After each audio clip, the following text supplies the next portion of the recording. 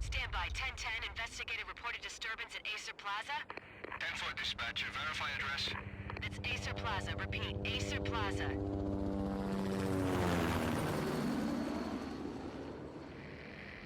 Shots fired on the rooftop. An assault in progress at Acer Plaza. Repeat. An assault in progress.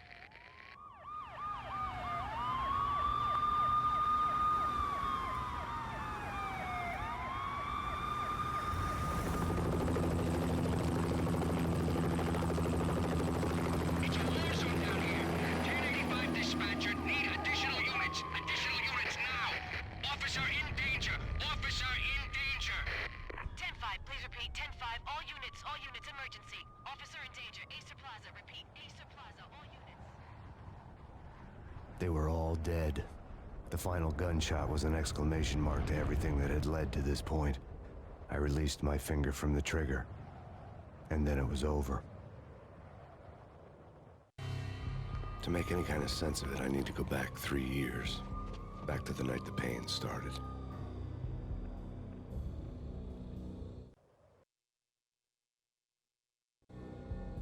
I was still on the force back then. NYPD, Manhattan, Midtown North Precinct, Hell's Kitchen. So when are you coming to work for me, Detective Payne? You'd make me work undercover in some hellhole. Sorry, Alex. Michelle and the baby come first. See? My last smoke. It's bad for the baby. That's you, Max. A regular Boy Scout. See, Alex. Still on for poker Thursday night, right? Like taking candy from a baby. Life was good. Sun setting on a sweet summer's day. Smell of freshly mowed lawns. The sounds of children playing. A house across the river on the Jersey side. Beautiful wife and a baby girl. The American dream come true. Honey, I'm home. But dreams have a nasty habit of going bad when you're not looking. The sun went down with practiced bravado. Twilight crawled across the sky, laden with foreboding.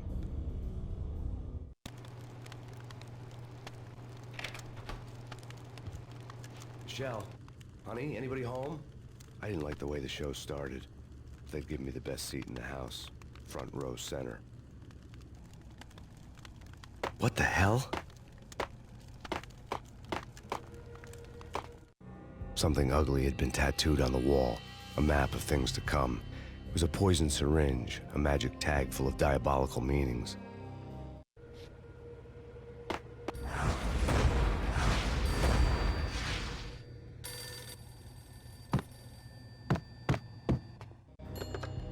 Listen, someone's broken into my house. Call 911.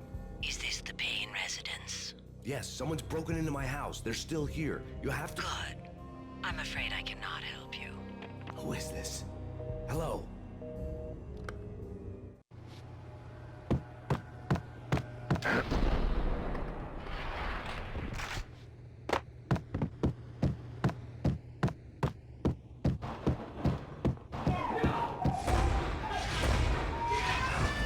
Michelle!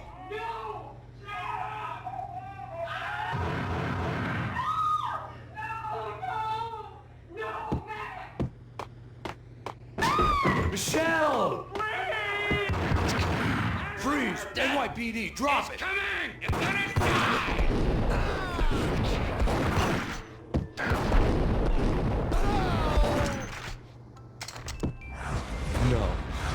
No, please, God, no. The flesh of fallen angels!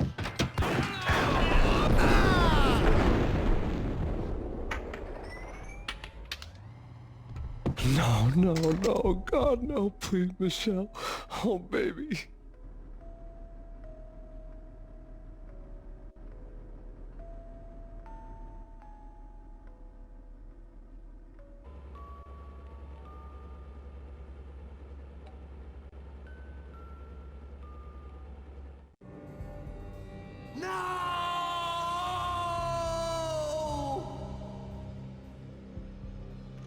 That was 3 years ago. Everything ripped apart in a New York minute. The killer junkies had been high on a previously unknown designer drug, Valkyr, V. After the funeral, I told Alex I'd be transferring to the DEA. It took us 3 long years to get a break in the Valkyr case. Then, finally, 2 months ago, a dime dropper tipped us off that Jack Lupino, a mob boss in the Punchinello crime family, was trafficking. I went undercover, infiltrated the worst mafia family in New York.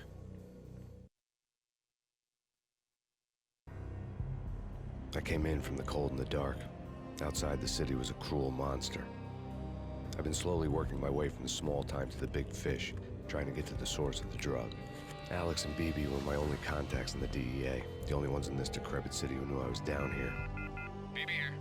Something urgent has come up with Jack Lupino. You need to meet with Alex immediately at the Roscoe Street station. I hadn't had a face-to-face with Alex since I'd gone undercover. Outside, the mercury was falling fast. It was colder than the devil's heart, raining ice pitchforks as if the heavens were ready to fall. Everyone was running for shelter like there was no tomorrow. It didn't get any better when I got to the subway. The feeling hit me like a point-blank shot straight in the face. Something was not right about this. My Beretta stirred nervously under my coat, but the train doors had already shut behind me, and I was in for the ride. Next stop, Roscoe Street Station, and Alex.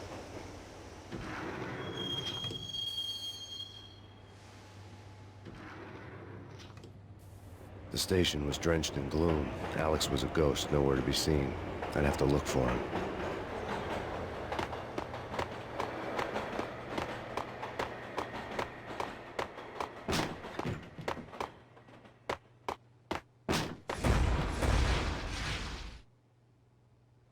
Death was in the air at Roscoe Street.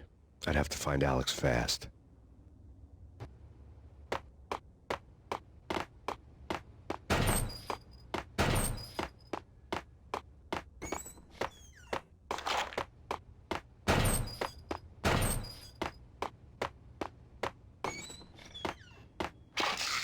The pills would hold the pain back for a while. Wasn't Jake supposed to take care of this?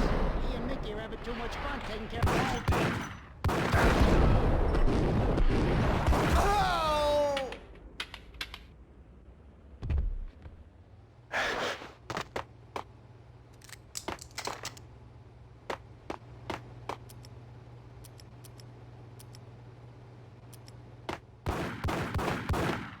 Yeah, hold it!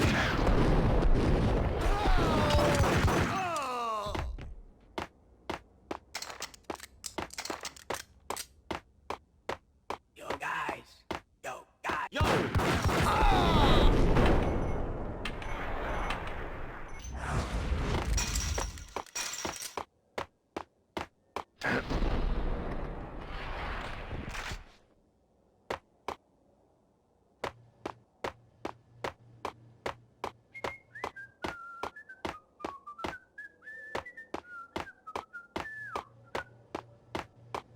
What the hell?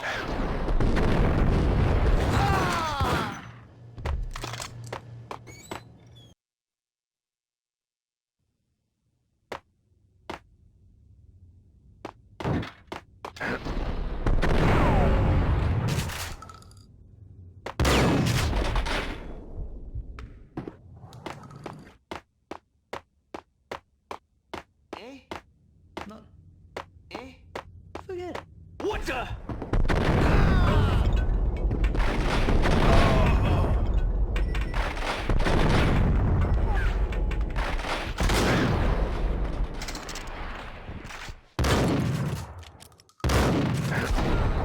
While looking for Alex, I had ended up in the middle of a big-time crime operation.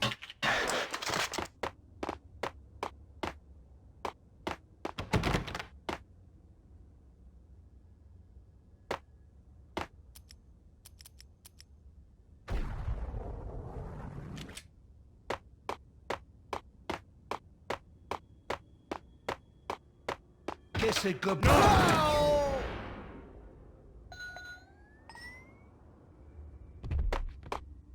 You saved me, man. What's going on here? A massacre. These armed thugs just appeared from nowhere. We need to get help. I can make the call from the control room 1 floor up. Can you take me there? Sure, sounds good. Follow me.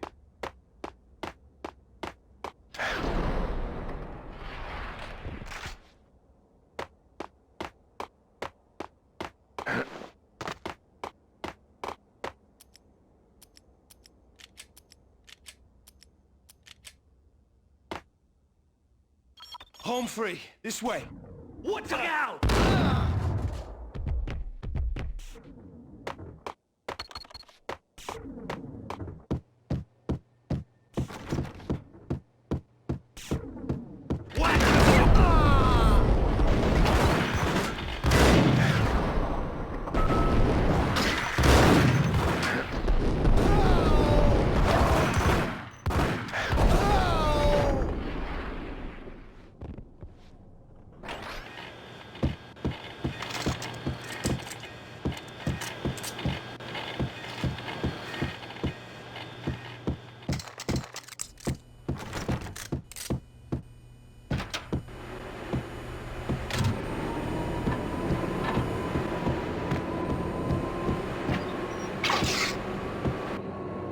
The train lit up like a Christmas tree.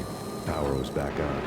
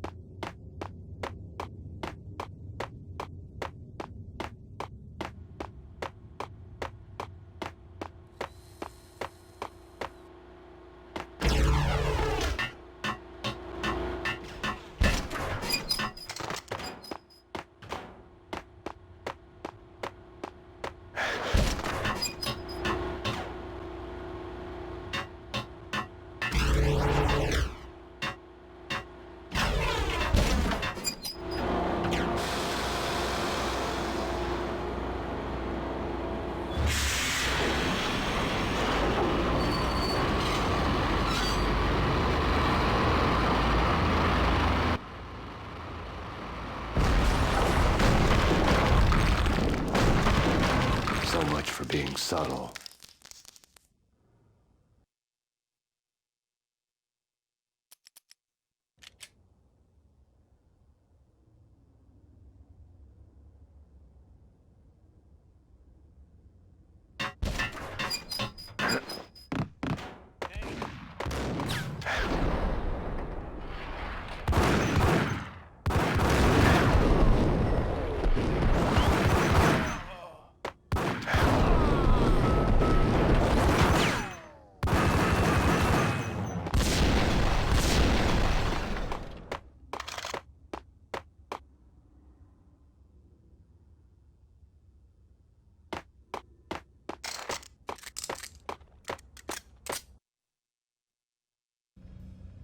The rusty door led to an abandoned part of the station, closed off since the early 40s. Something big was going down at Roscoe Street. Maybe that's why Alex had wanted to meet me here. Maybe not. One way or the other, I was gonna find out.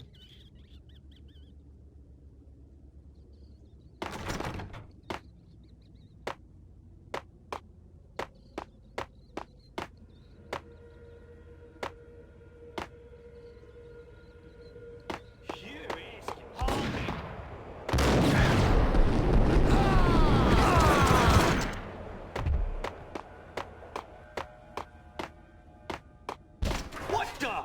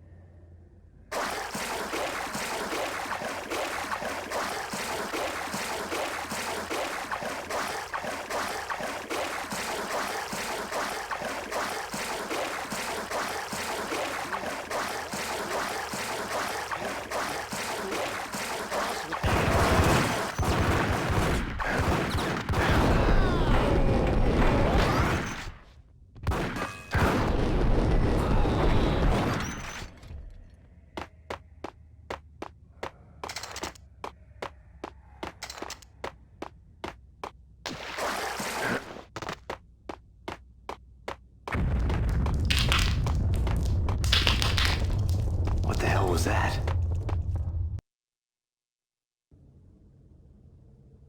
All done here. Give me the detonator. What are you talking about? The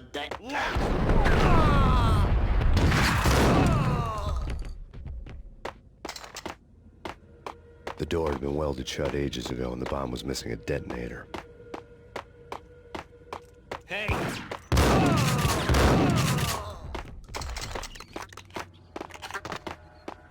Okay, fellas.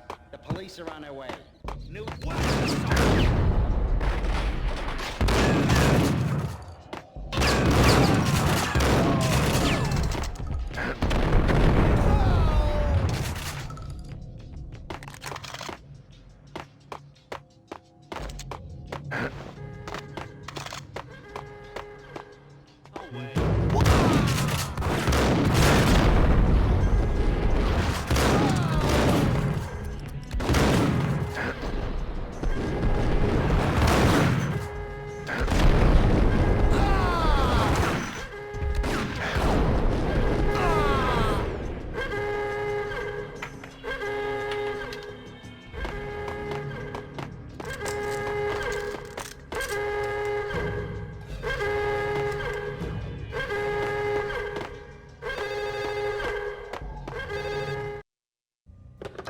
We come to you now live from the crime scene.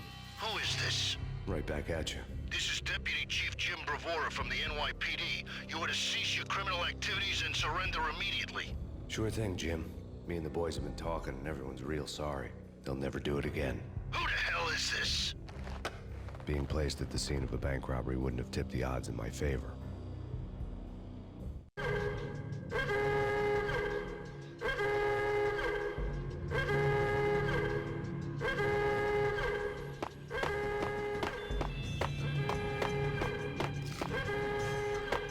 The bank robbers had left their tools on the table. Judging by the detonators, the crooks had bought enough explosives to send Lady Liberty into orbit.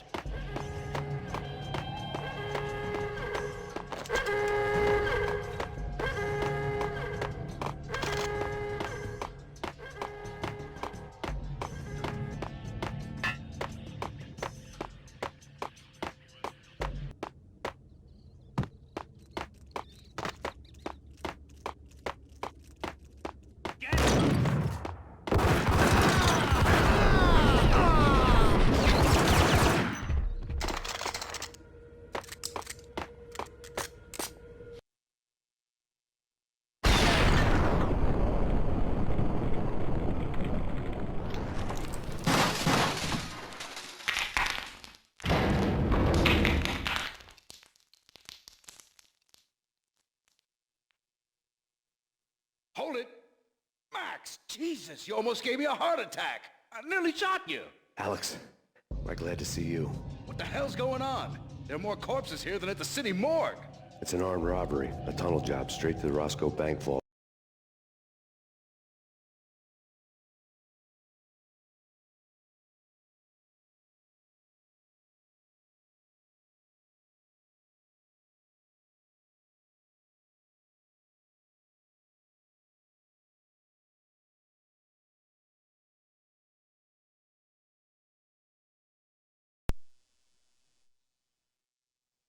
Through the old station wall. Is this why? This is Lupino's gig? This is Lupino's doing? Lupino's men? Really? You sure know how to pick a place? Can you get through? No, it's locked. We gotta get out of here. If it's Lupino, it's... Alex? Alex! There was nothing I could do. He was dead. I could tell by the empty, accusing stare of his eyes.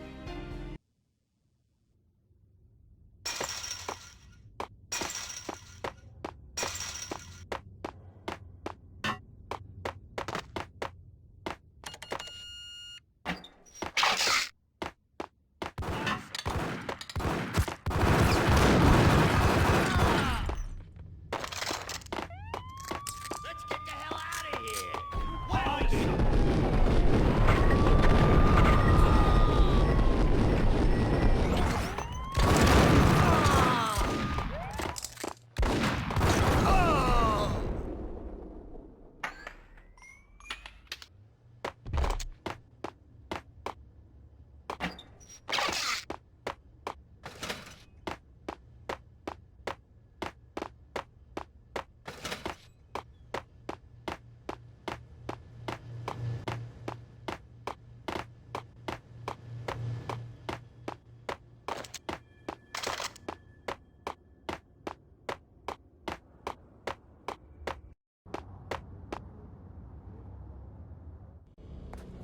Alex had kept me relatively sane for the past 3 years.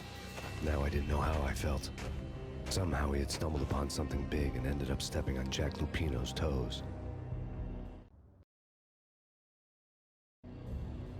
Lupino ran his racket of sex, drugs, and contract killings from a sleazy hotel in a slum block of tenements. The NYPD was closing in. I could hear the sirens. Their wail was a crescendo. Lupino thought he could get us by taking Alex out and leaving me to take the fall for it. All he had gotten was my attention. I went for the hotel first. It was a sad old thing with flickering lamps and faded colors, cheap mobster punks and tired-eyed prostitutes. I walked straight in, playing at Bogart, like I'd done 100 times before. The place was run by a couple of murdering mobsters with shark smiles. The Finito brothers. Ladies and gentlemen, it's the pain in the butt. Pain to the max. You're killing me. Did you make that up yourselves, or you get some wino downstairs to come up with it? Don't answer that. A rhetorical question. I got something for the boss. Lupino around? That kind of depends on who's asking. A friend or a junk squad plan. Don't answer. It's one of them, how do you put it, rhetorical questions. Lupino ain't here, but he said bye. Lupino wasn't in his cheap hotel. Instead, I ran into the Finito brothers. My cover had been blown. The door slammed shut behind me, and then I was dodging bullets like raindrops. Pain in the butt. Ha ha! Pain to the max. Junk squad king. Got a ticket to Marble City. Even and lying it down.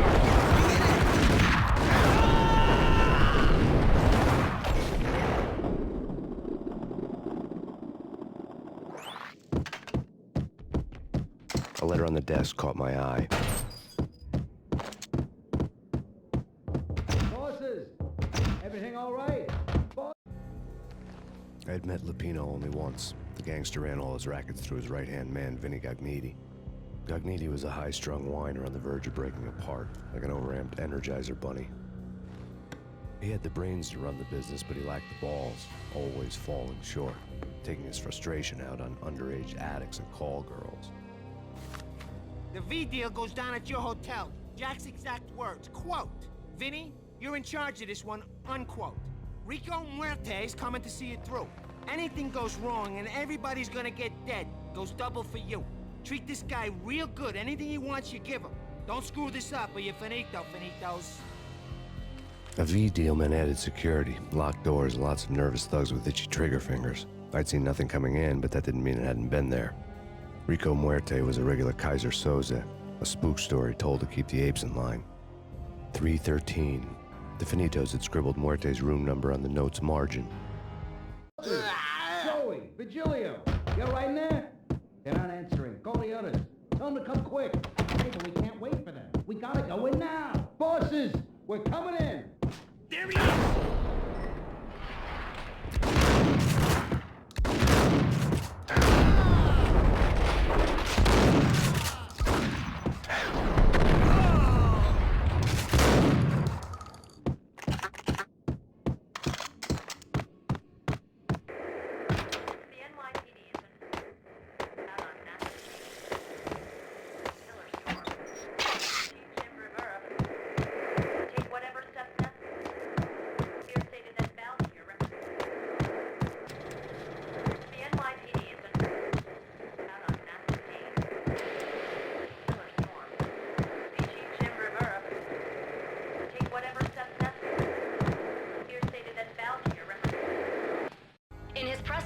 Today, the mayor stated that Valkyr represents a clear danger to New York and called for drastic actions to eliminate the problem. On today's top story, the Valkyr crisis worsens with the murder of DEA Special Agent Alex Balder. Special Agent Balder had been shot repeatedly from a point-blank range. The gunman has been identified as Max Payne. The noose is sure to tighten around this fugitive criminal as more NYPD units join the search to apprehend him. I had just gotten my 15 minutes of fame.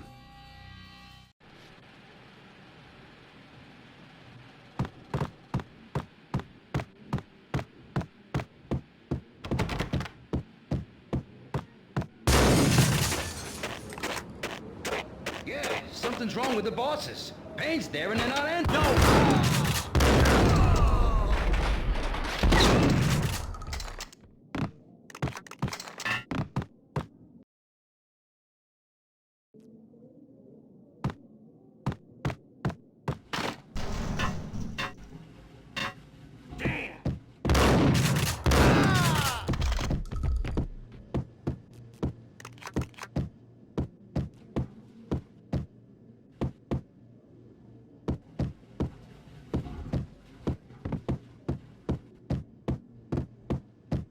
Previously on Lords and Ladies. Lady Amelia, Punchinello asks for an audience.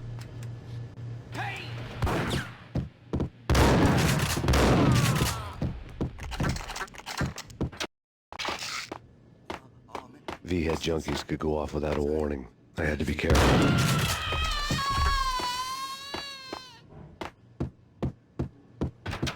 There he is!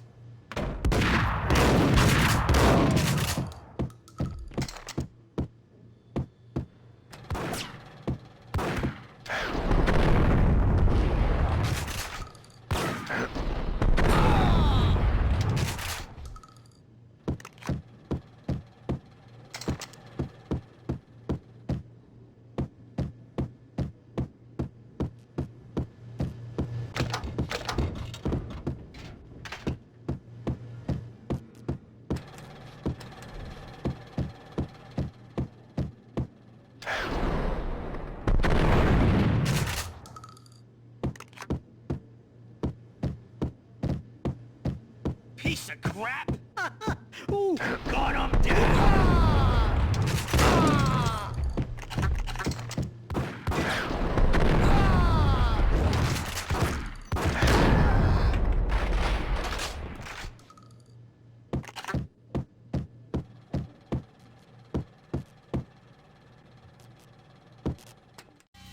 Tonight, the city's fight against the nightmare drug Valkyr took a turn for the worse, as DEA Special Agent Alex Balder was found brutally slain at the Roscoe Street subway station. A suspect was seen leaving the site only moments after the shots had been fired, and the NYPD is currently in pursuit of Max Payne, a repeated felon believed to be armed and extremely dangerous.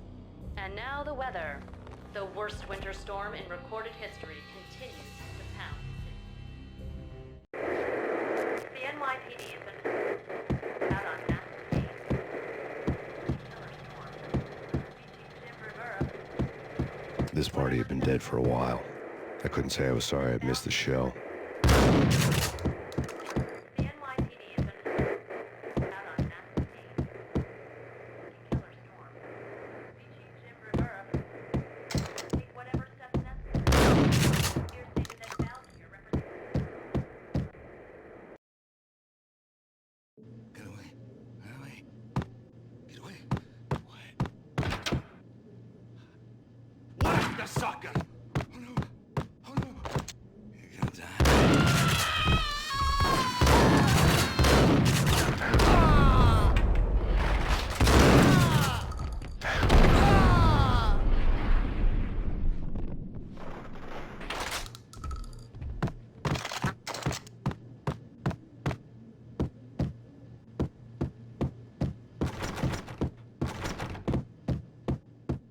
I'd found Muerte's room. Muerte had received a letter. Our investigation had turned up nothing to link Angelo Punchinello, the head of the Punchinello family, to Valkyr. All tracks had ended with Jack Lupino. The letter in Muerte's room was signed by the Don himself. It was the first hint that the Kingpin knew what was brewing inside his syndicate. The trouble you got into after the Chicago screw-up. The Punchinello family bailed you out. You have been waiting for a chance to pay us back. One of our trusted boys has a monkey the size of King Kong on his back. We need your special skills for backup on a major deal. Collecting evidence had gotten old a few hundred bullets back. I was already so far past the point of no return, I couldn't even remember what it looked like when I had passed it.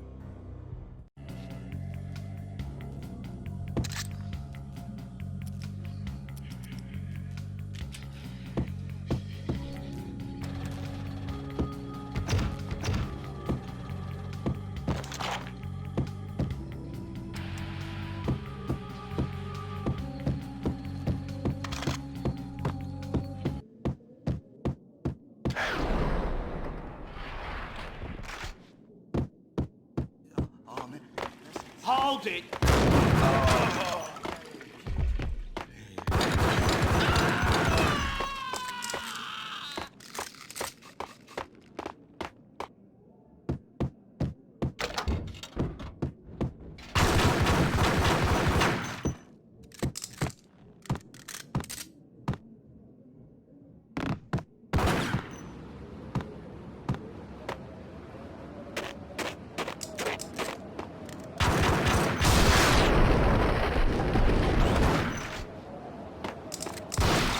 I didn't want to know what had happened here. It was not a pretty sight.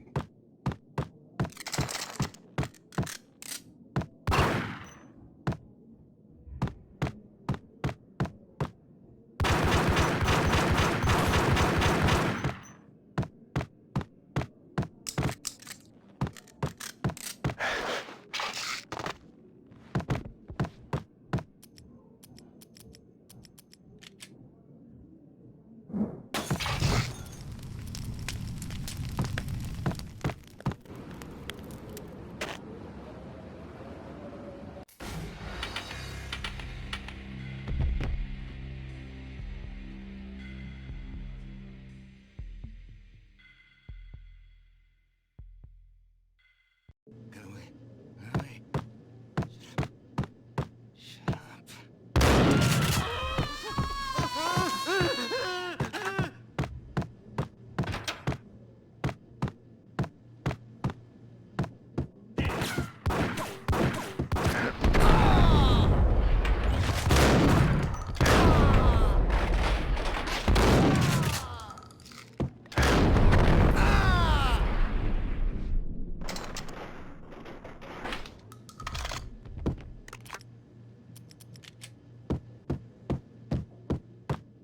I'd found Muerte's room.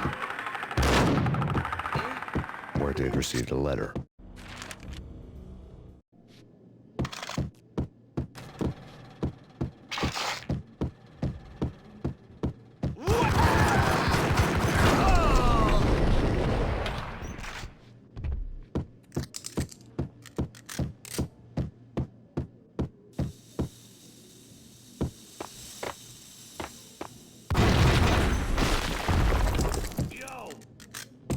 Told you. God damn! I thought it was a bomb for sure. Nah, the Russian wouldn't dare. This has been waiting to happen. Yo!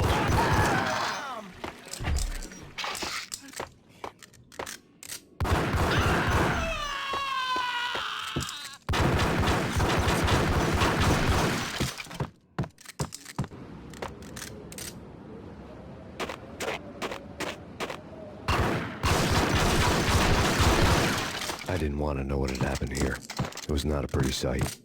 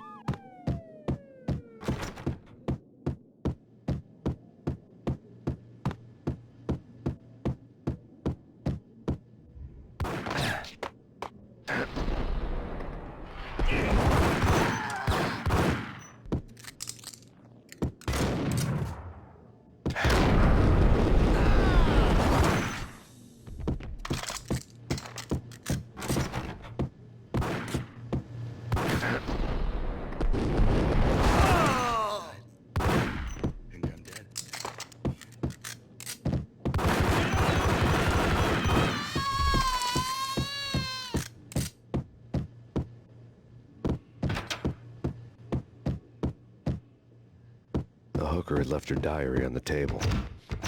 The diary belonged to a hooker named Candy Dawn.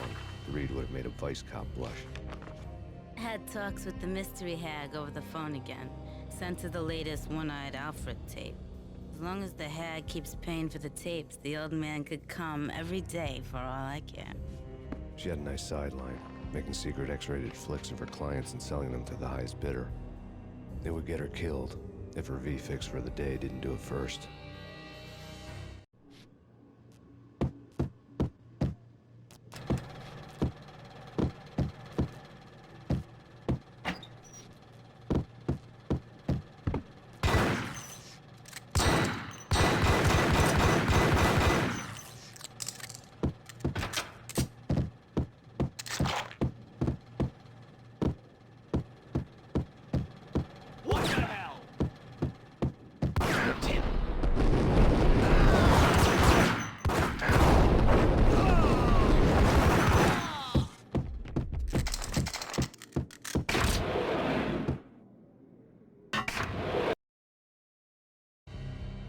The old service elevator rumbled down to the bowels of Jack Lupino's hotel.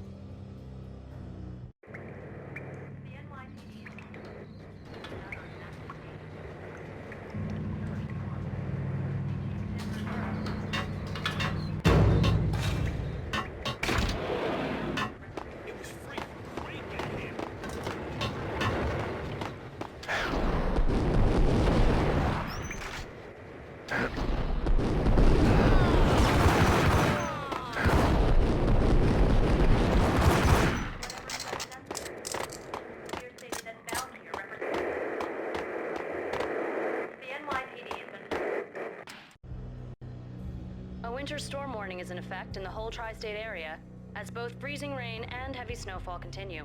Many roadways are already closed, and people are advised to stay indoors. The severe blizzard has ravaged New York for 3 days now, with no end in sight. We'd been snowed from the start in the Valkyr case. The forecast said there was plenty more where that had come from. But the snowbound city was on my side. Less chance of innocent bystanders getting caught in the crossfire.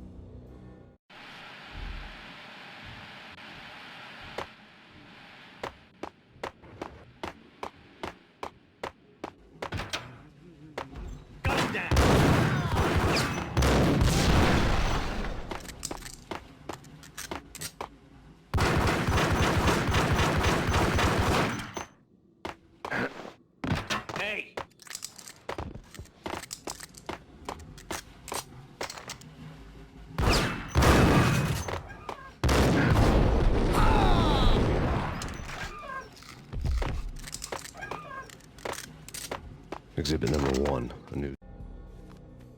a dead man tied to a chair lay on the boiler room floor.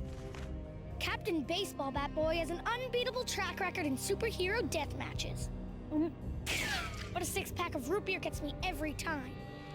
The murder weapon was a baseball bat, now lying in a pool of drying blood next to a newspaper folded open on a Captain Baseball Bat Boy comic strip. Take vampire movies. Why are they always set in L.A. or Mexico? They can't even get a tan. If I was a bloodsucker, I'd move to the North Pole.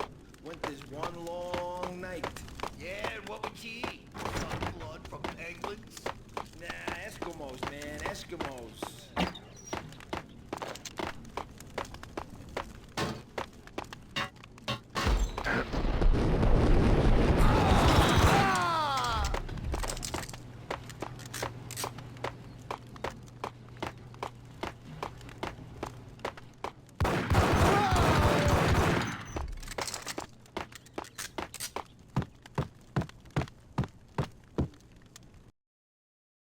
Chill with the guns.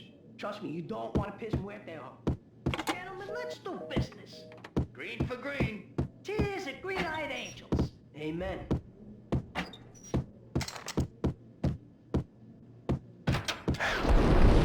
Get him!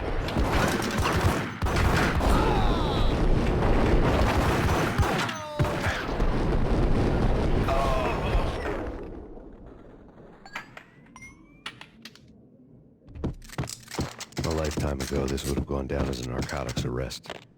The transparent cylinders glowed green, full of Valkyr. It was dirty money.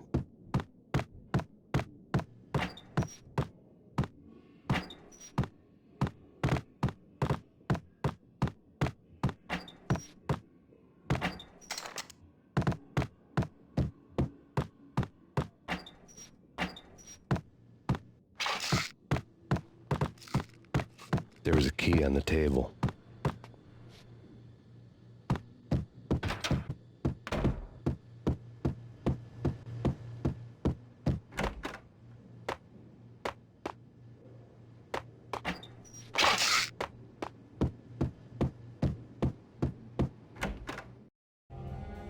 Two mad dog killers, ready to murder each other.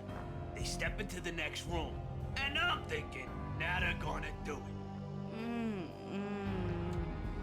But no, they sit down in front of a TV and solve their differences with a kung fu fighting video game. I tell you, Candy, I was so depressed, I strangled them both with the video game cables. Oh, Rico, you're so bad. I am, ain't I? Rico Muerte, big-time hustler. Who the hell? It's that cop. Muerte went for his gun. Do something!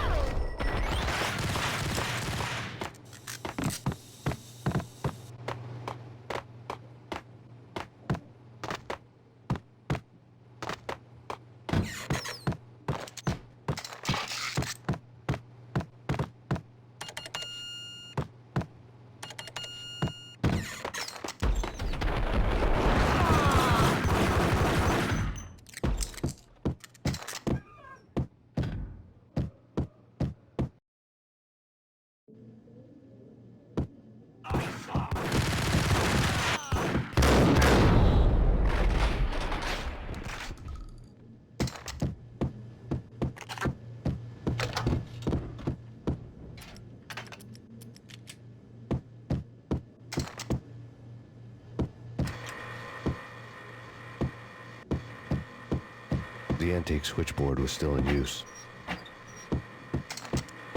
There was an old telephone switchboard in the back room of the reception area, the kind that made phone tapping child's play. It wasn't hard to picture a fat pimp sweating with headphones on, listening to his hookers talk dirty and fake orgasms over a web of party lines, the blood veins of New York.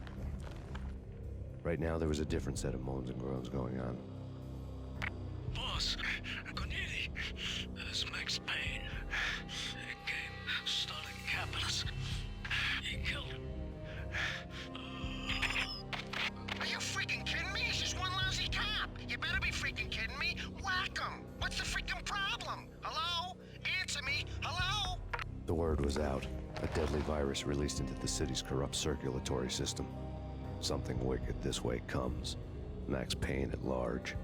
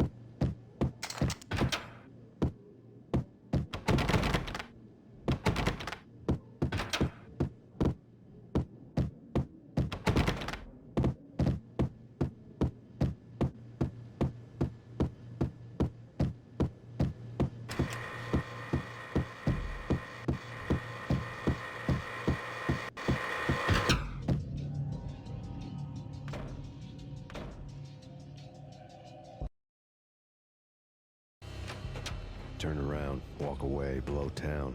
That would have been the smart thing to do. Guess I wasn't that smart. Lupino's tenement buildings were a seedy hangout for all kinds of sleaze. A liquor store, a pawn shop, a laundromat full of mobster bookies and loan sharks. The list went on. The how and why of it was a mystery to me, but they knew I was a cop. They knew I was coming, and they were gonna get real trigger happy about it. I got to see Lupino's hangout all lit up. A bomb went off, turning snow into liquid gold. A pillar of fire lifted the remains of a car straight up into the air. The flames were highlighted on the hood of a black Mercedes-Benz as it coasted down the street real slow, as if the driver didn't have a worry in the world. I got a good look at the man riding shotgun. It was Vladimir, the head of the local Russian mob, the fly in Don Punchinello's soup. The ringing in my ears was the sound of a mob war being waged.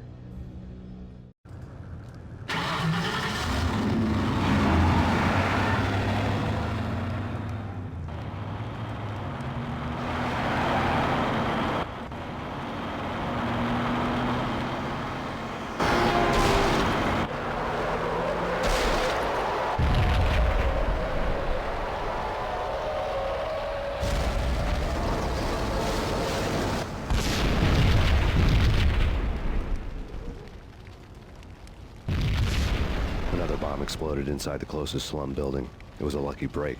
The goons inside were spooked, but luck always came with a price tag. More bombs could still be ticking inside, and the cops would already be on their way. Jack Lupino's suite was on the top floor. At least it used to be, before the explosive makeover.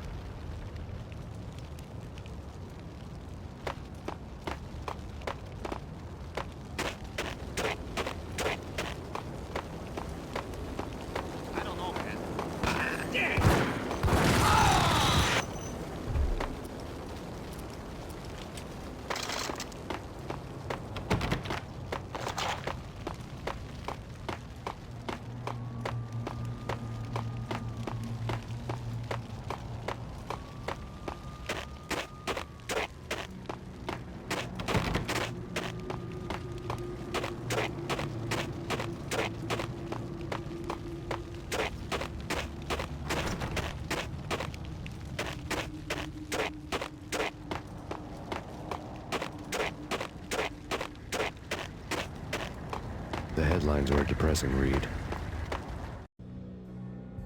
The headlines were screaming bloody murder. The storm was a screaming duet with the approaching prowl car sirens. It was all a scream when you were down for the count and wanted for murder.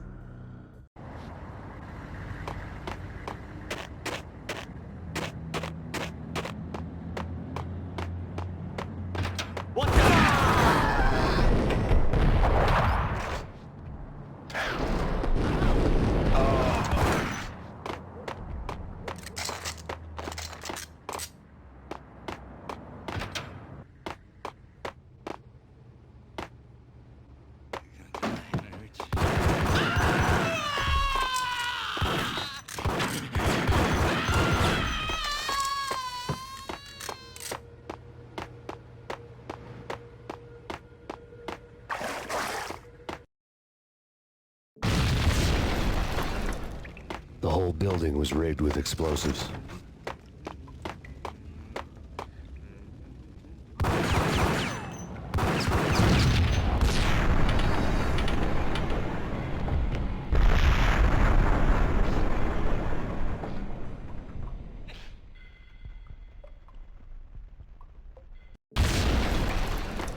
The whole building was rigged with explosives.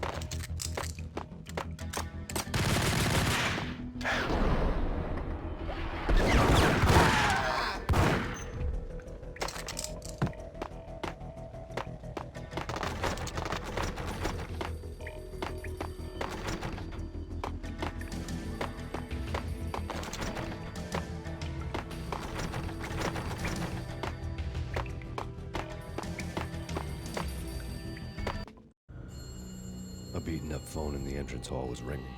It could have been just a junkie in need of a fix, but it turned out to be something more sinister than that. Am I speaking to Mr. Payne? Who wants to know? My name is Alfred Woden. You must hurry. The police are on their way. Tell me something I don't know. They know you're there. How? And what's it to you? I will contact you again. The cops arrived, sirens singing in the off-key harmony of a manic-depressive choir. I had a few minutes while the SWAT team would go through their usual routine. By the time they busted in, I needed to be long gone. Max Payne, this is Deputy Chief Jim Bravura from the NYPD. Drop your weapons and come out with your hands above your head. Right?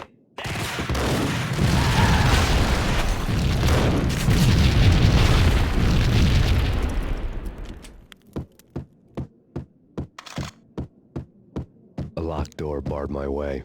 I needed a key.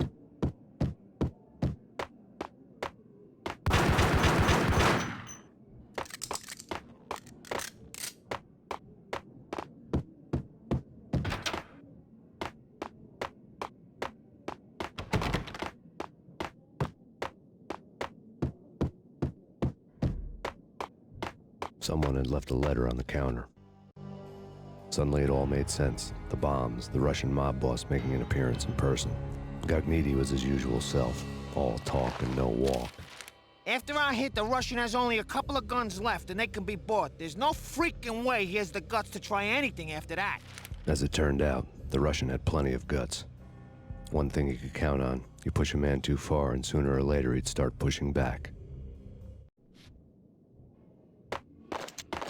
There was a key on the shelf.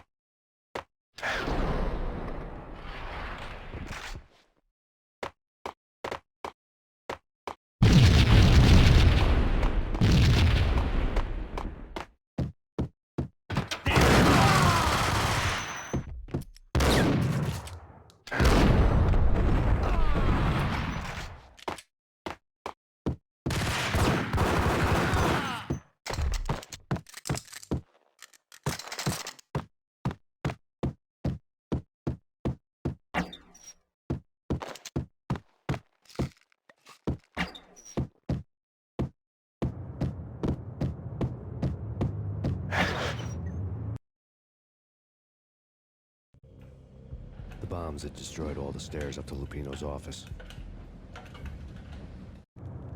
The alternate route led there by way of adjoining rooftops.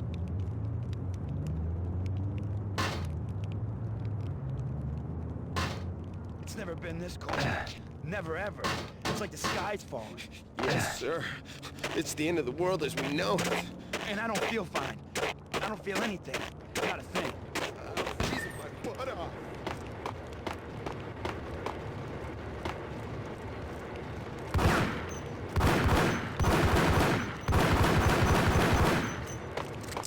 To get to the roof, I'd need to get to the elevator through the locked door up ahead. Pizza delivery. Never seen you before. Buzz off, Joker.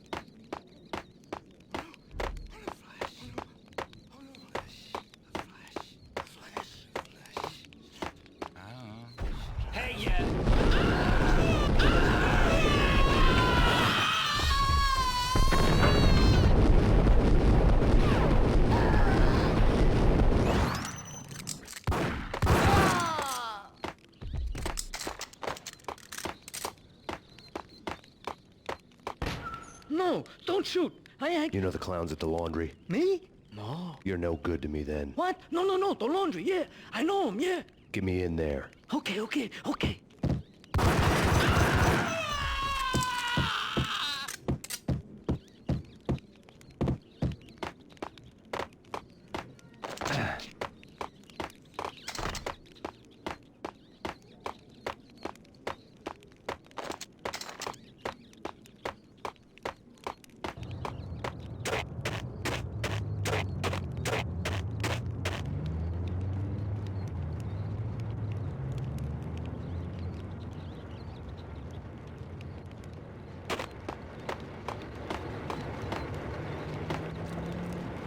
It's me. Open up. Let me in, quick. Not so fast. The password. John Woo.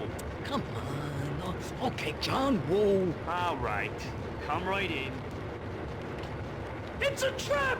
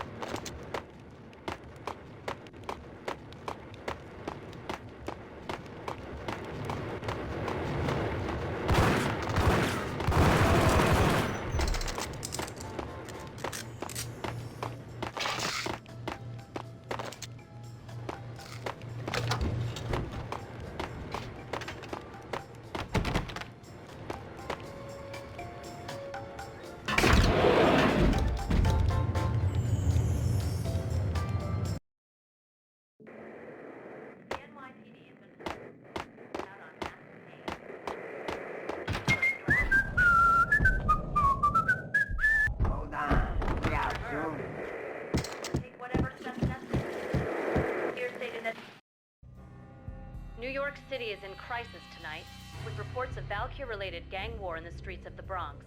Apparently, Max Payne, wanted for questioning in connection with the slaying of a DEA special agent earlier tonight, is waging a one-man war against his former partners in crime. Among the listed casualties so far are notorious mafia members Joey and Virgilio Finito, as well as Rico Muerte, himself a fugitive from the law, and a suspect for several murders in the Chicago area. The NYPD has been placed on full alert. A citywide APB has been put out on Max Payne.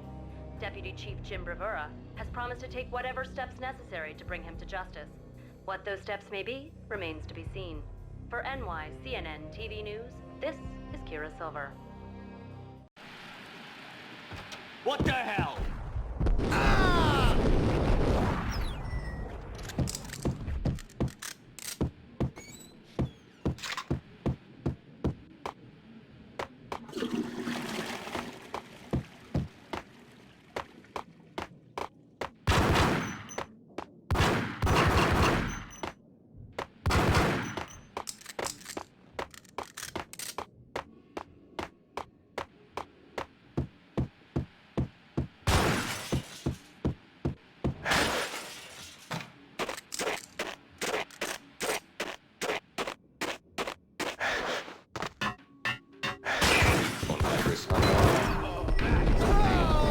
I don't want to go there. It's the last place I'd want to end up. But that's where I always end up anyway. Only, it's not me talking to the pink flamingo, but someone who looks the part down to the finest detail.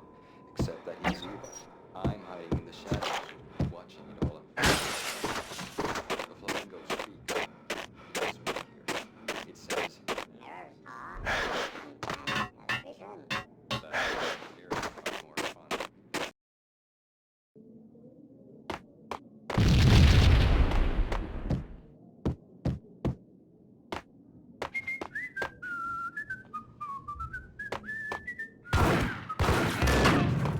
Red, blue, or green. It's always red or blue and...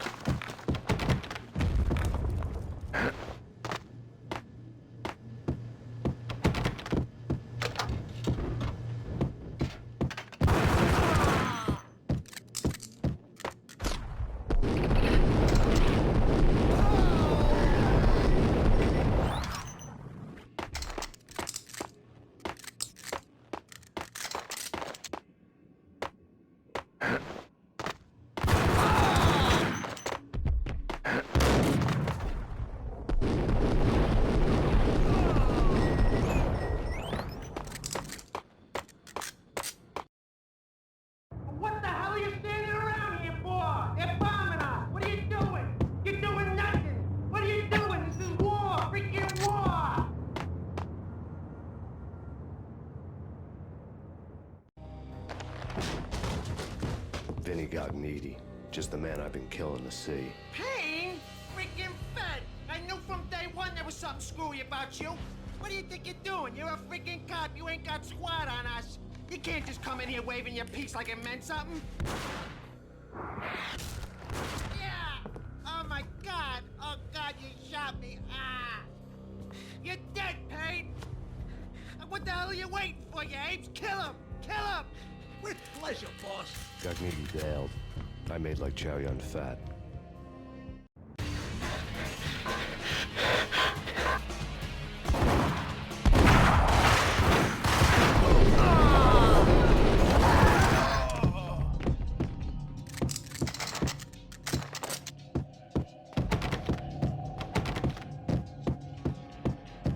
A crumpled letter. The letter was addressed to Don Punchinello, but Vinny had never had the nerve to finish it. Jack's gone voodoo. Just the other night, he shot Dino because he wanted to see what his brains looked like splattered on the wall. He's a freaking mad dog. We're running out of men and business fast. Gognitti had been living in mortal fear of his boss. Jack Lupino was a psycho. Lay on Gognitti's desk.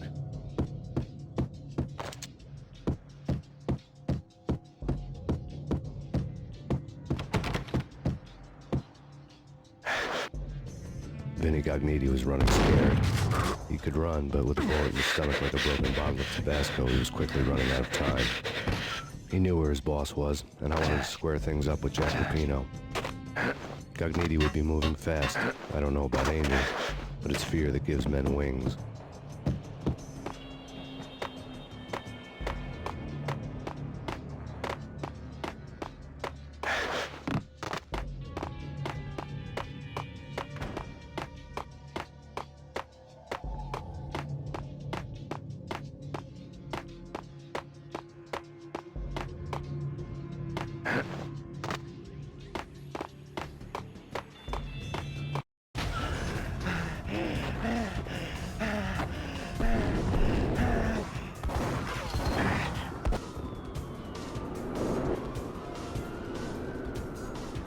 Gognitti hitched a ride. To catch him, I'd have to follow his lead.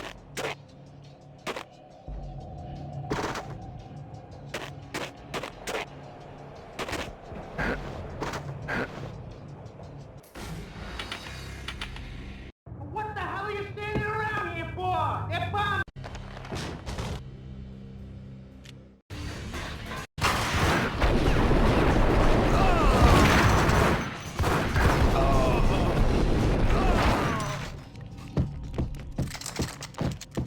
A crumpled letter lay on Gognitti's desk. Vinny Gognitti was running scared.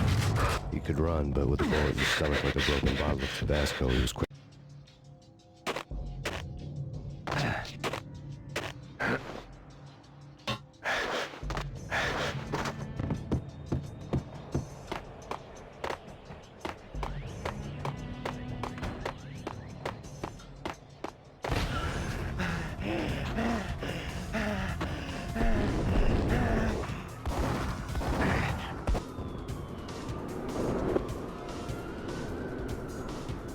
Gognitti hitched a ride. To catch him, I'd have to follow his lead.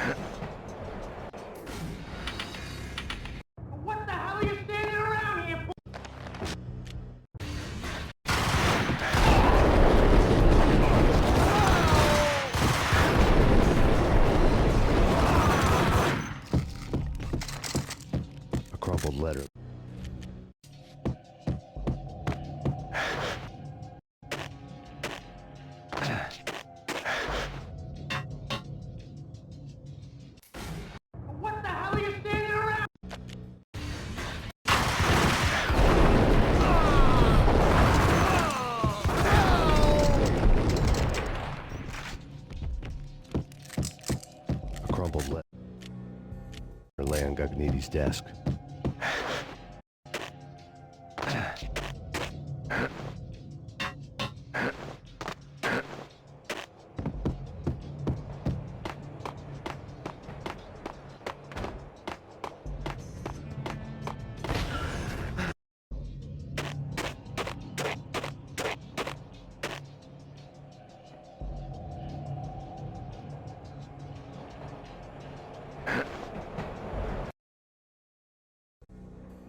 This was my second train ride of the night. The way it started didn't promise anything better than the last one.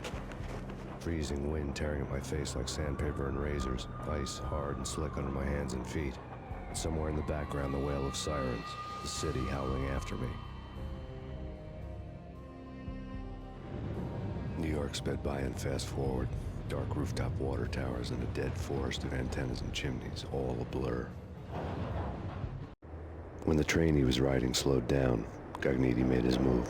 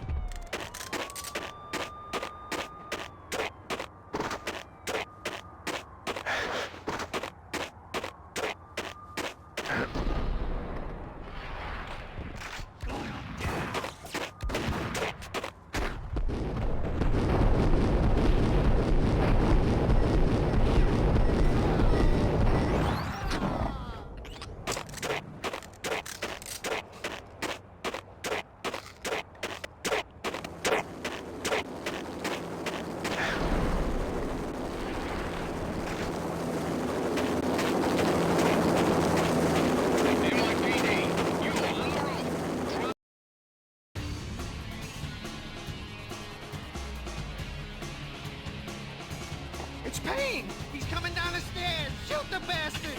Okay, boss, you got it. No problem.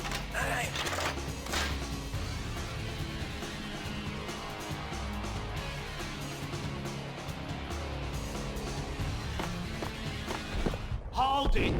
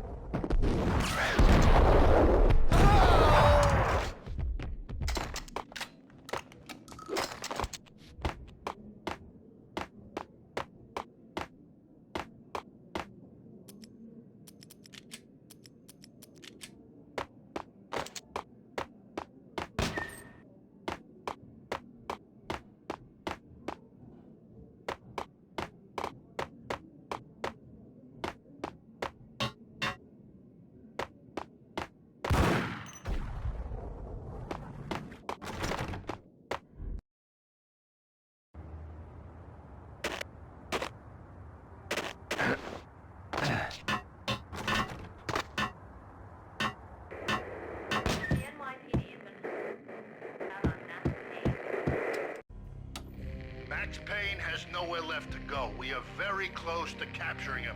You'll get a full statement then. Right now, I've got better things to do, ma'am.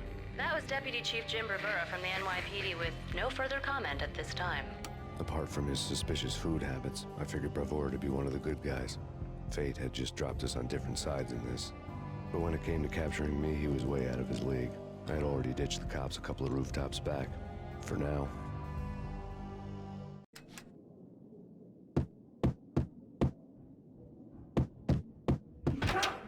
I can hear him. Ready? Keep your guns pointed at the door. Gun him down.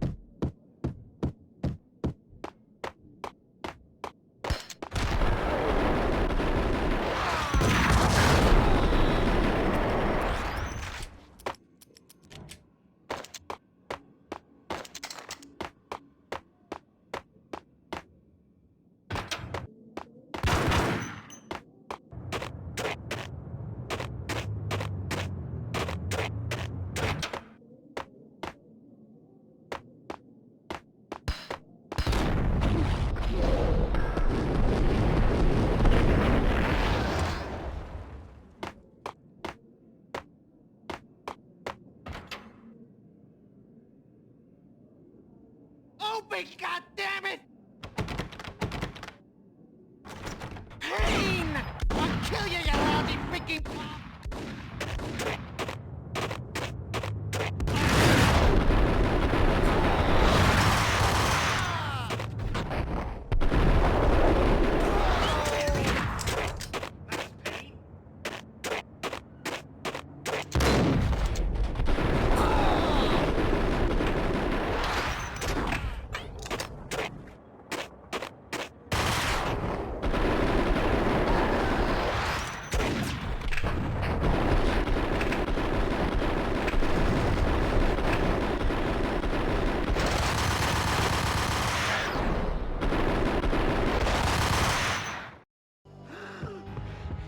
Cogniti ran out of steam in a dead-end alley, the steam boiling out of the sewer grates like all the fires of hell were burning high beneath us.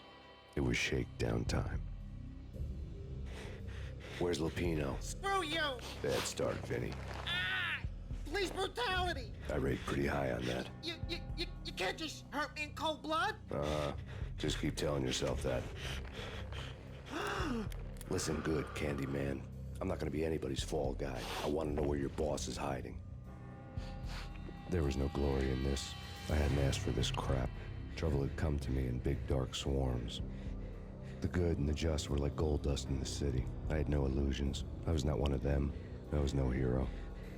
Just me and the gun and the crook. My options had decreased to a singular course. I'll tell you, just don't hurt me no more.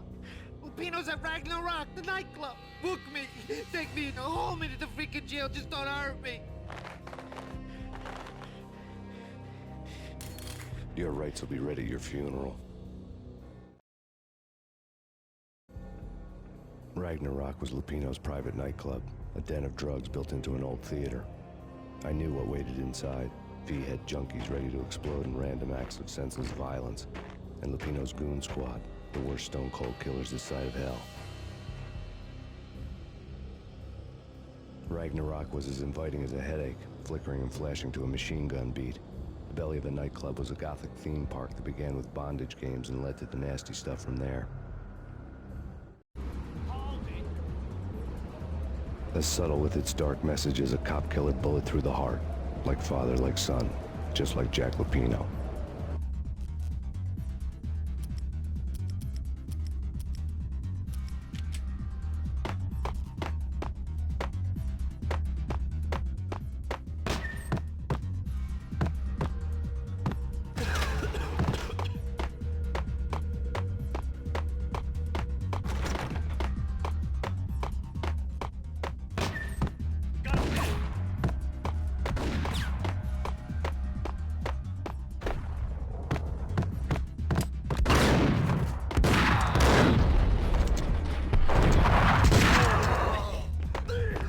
had never been a bestseller.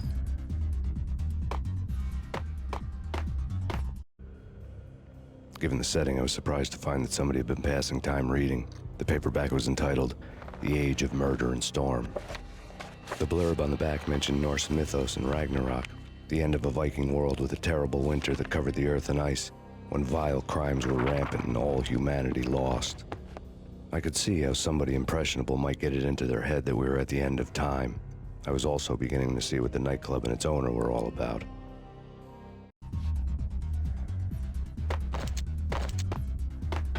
It's Payne!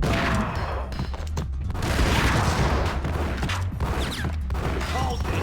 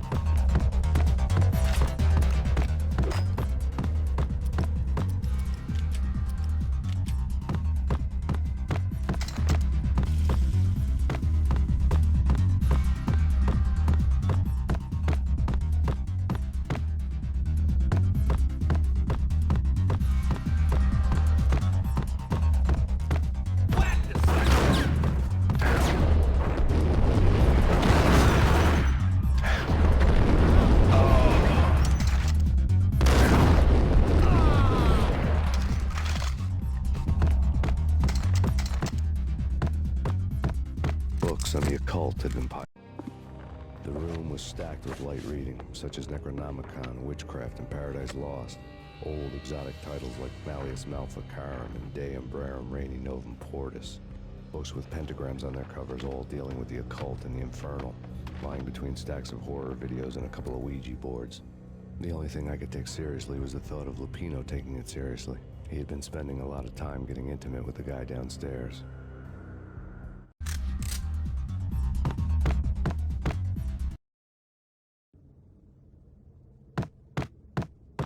While with Dino and all, I wouldn't say anything to his face.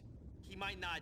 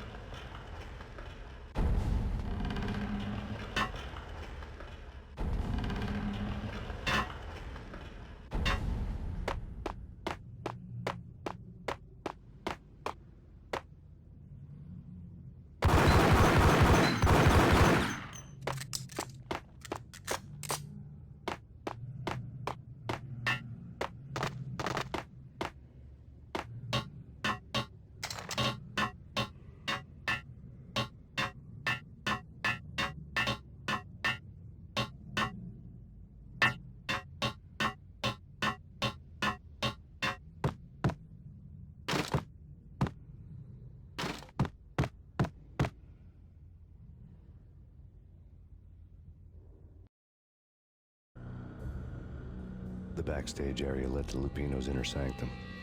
The hot air inside was like an invisible wall, thick with incense and something else, a sickly sweet smell that made you gag. This was the rotten core of the Big Apple. Lupino lurked somewhere ahead, like a spider at the center of his web, waiting. The vapors in the air started to make my head swim. Torn pieces of a letter lay scattered on the sofa.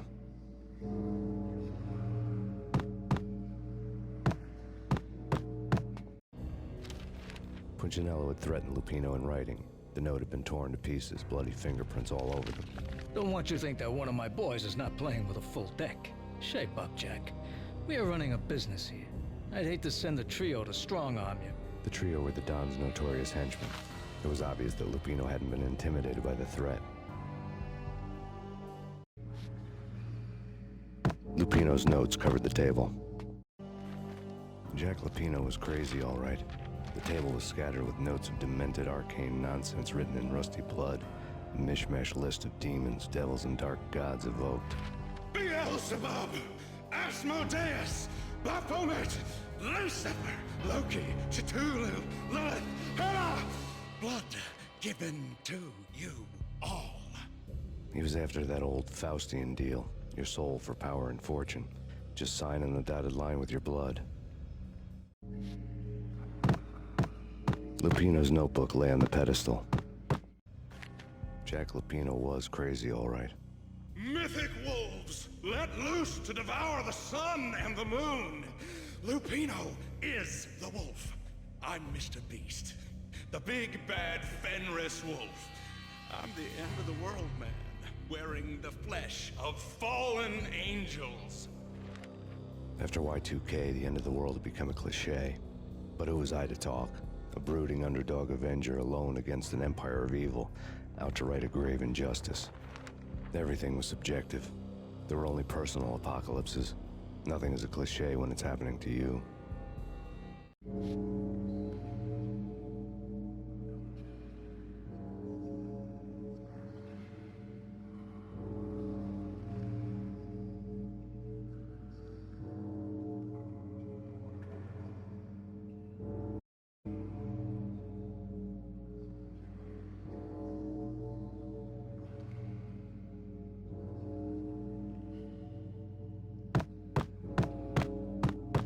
The flesh of fallen angels! Come to me all! Astaroth, Beelzebub, Asmodeus, Baphomet, Lucifer, Loki, Satan, Cthulhu, Lilith, Hela! Blood to you all! See it? Living under the skin of reality. I've seen it. The corruption of flesh. Oh! I'm the wolf, yeah! I am the wolf! It's close. It's coming. You have come. A witness to the end of time. It's now. I will rise to her side. I don't need the words. I'm beyond the words.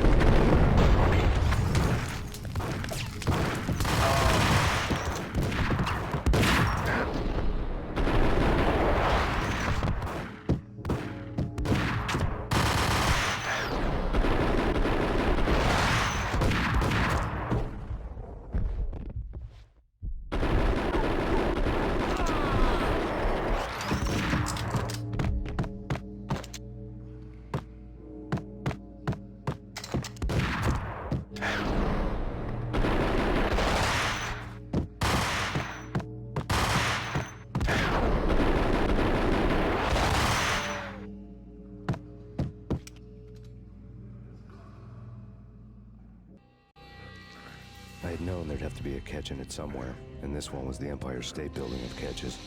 Lupino was pumped up and dying to go 15 rounds with a mutant alligator. And then he started this spooky monkey talk, straight from a bad dream. Mine. I have tasted the flesh of fallen angels. I've tasted the devil's green blood. It runs in my veins. I've seen beyond a world of skin, the architecture of blood and bow and arrow. Death is coming! She is coming, and hell follows with her. This is the twilight winter. I am ready to be her son.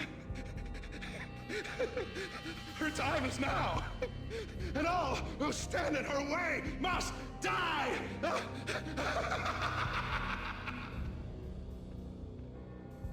Die!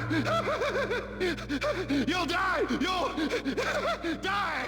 Now! All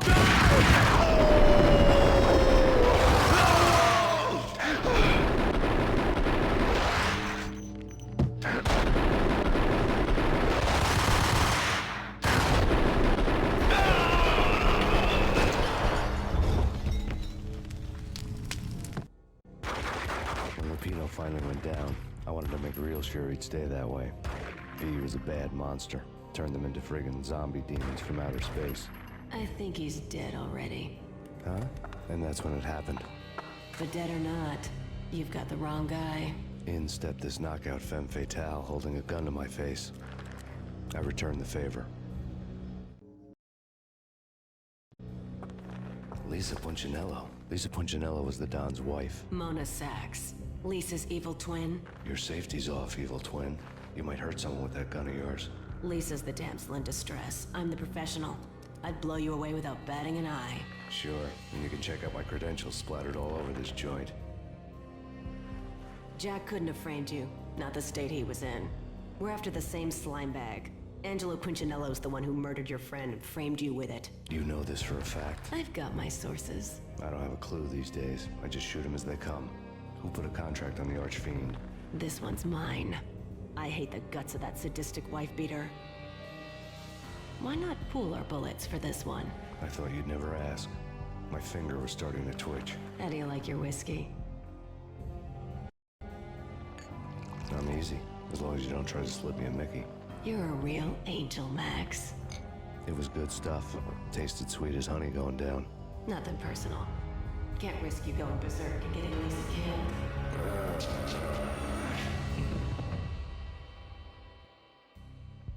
The nightmare was always the same. Violent shapes moving in darkness, old and ugly. The killer's mad laughter was a riddle filled with wicked innuendo.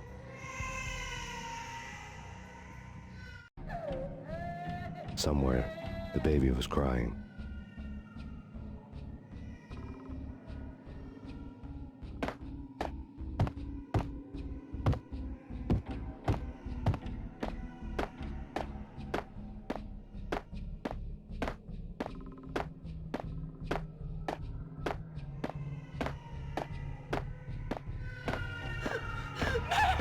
No, please, Max!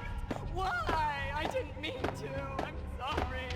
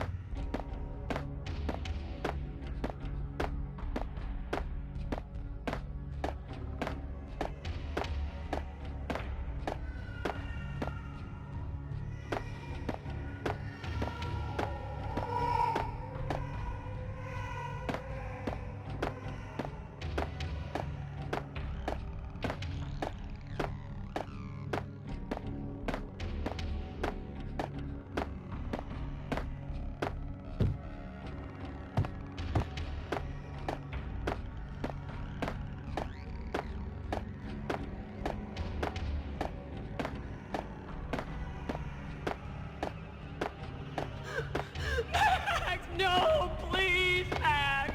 Why? I didn't mean to. I'm sorry.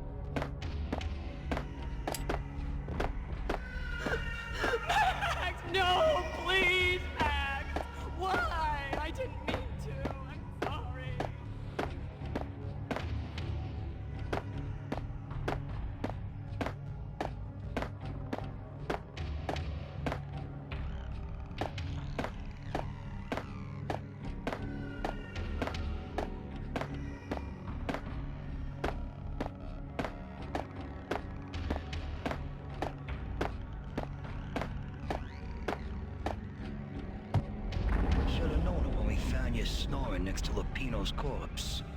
A comedian, huh?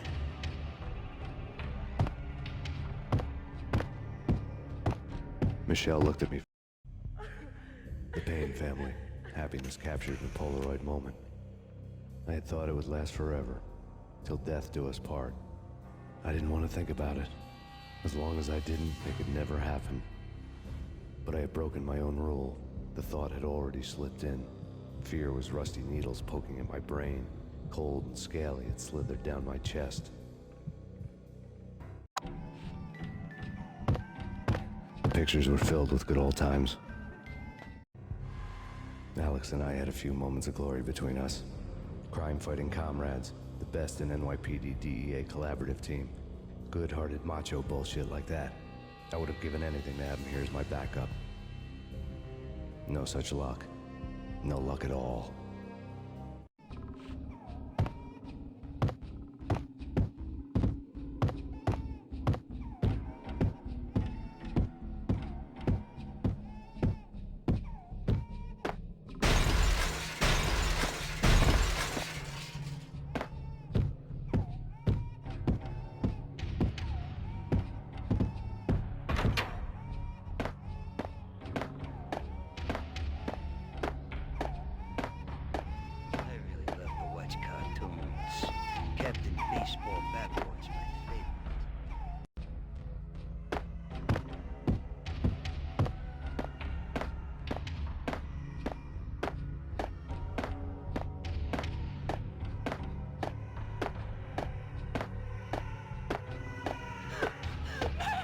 No, please, Max.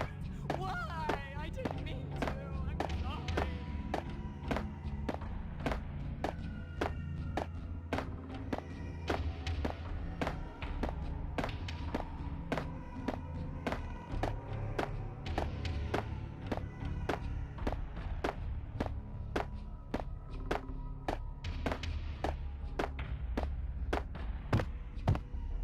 Should have known it when we found you snoring next to Lupino's corpse. A comedian, huh? The pictures were filled. Michelle looked at me from the photo.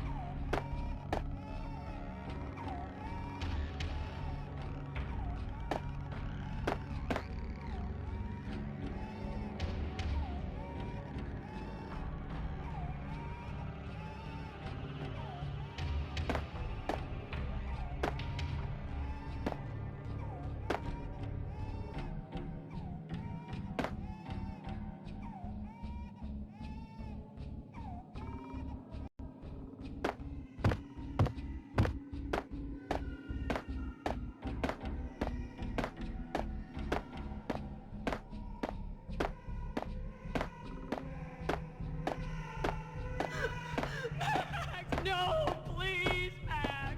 Why? I didn't mean to. I'm sorry.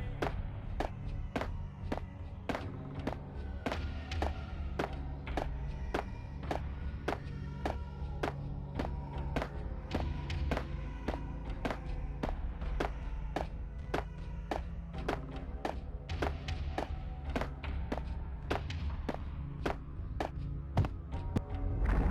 known it when we found you snoring next to Lupino's corpse. A comedian, huh? The pictures were filled. Michelle looked at me from the photo.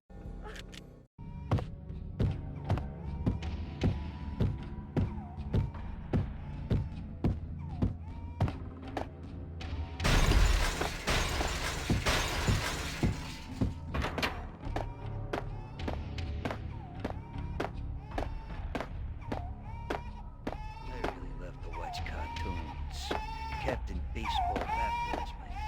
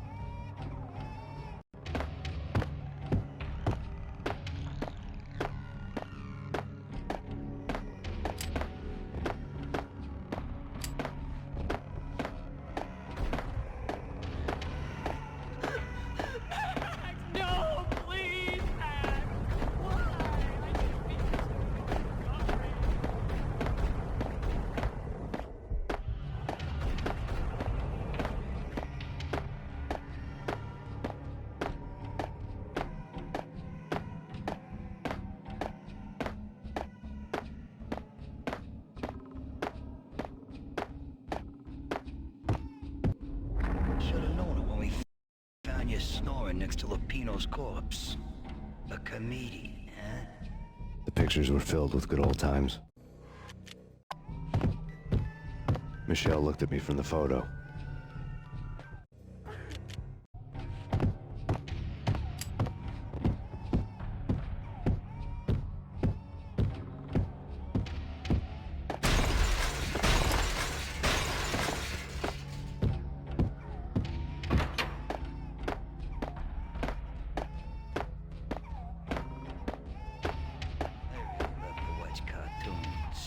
Captain Baseball Backwards, my favorite.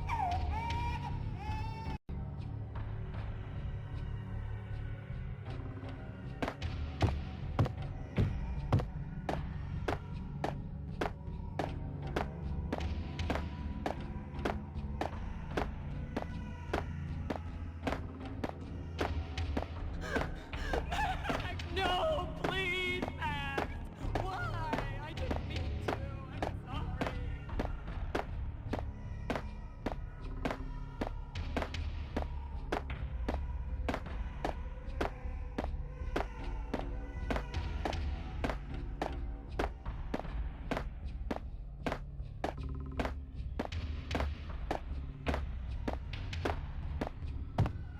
The pictures were... Should've known it when we found you snoring next to Lupino's corpse. A comedian, huh?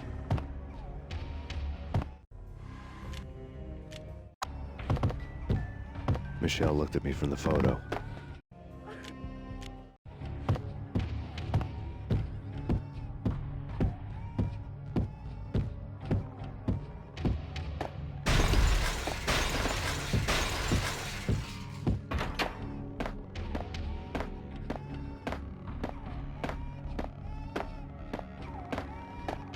Love to watch cartoons. Captain Baseball Backwards, my favorite.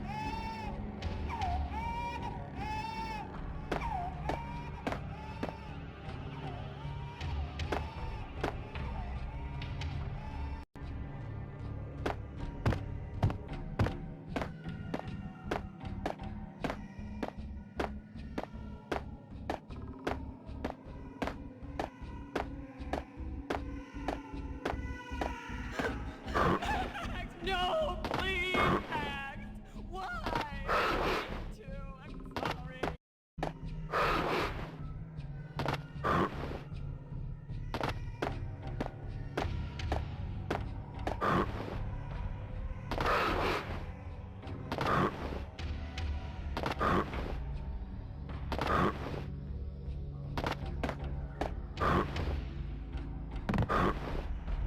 Should've known it when we found you snoring next to Lupino's corpse. A comedian, huh? Michelle looked at me from the photo. The pictures were filled.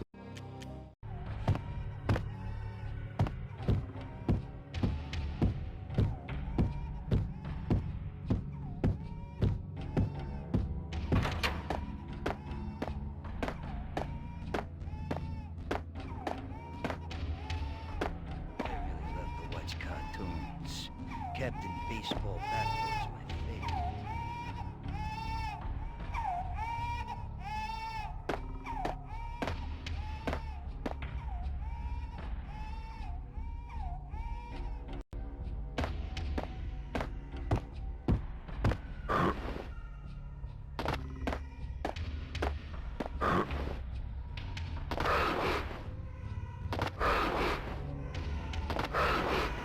Max, no, please, Max! Why? I didn't mean to. I'm sorry.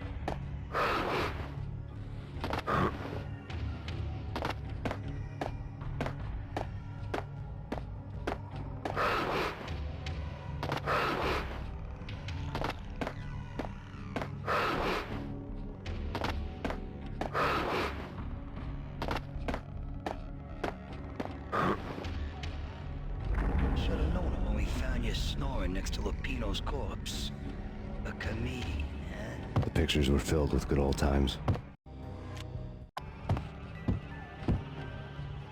Michelle looked at me.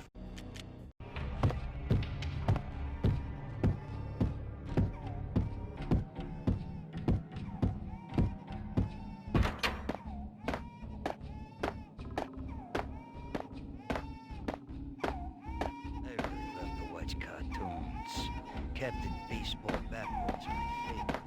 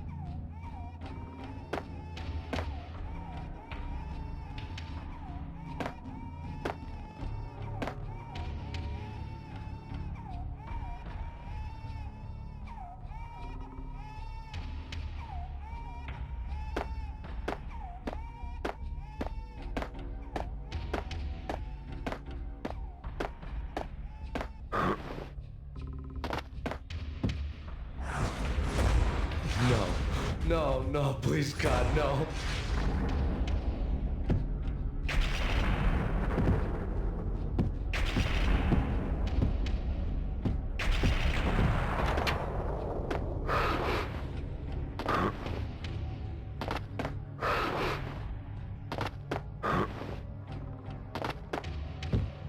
Slice them, dice them, shoot them full of holes, blow them to bits, vaporize them, disintegrate them. No matter what you do, they'll still be back good as new. Michelle's diary lay on the table. Max, no, please, Max. Why? I didn't mean to. I'm sorry.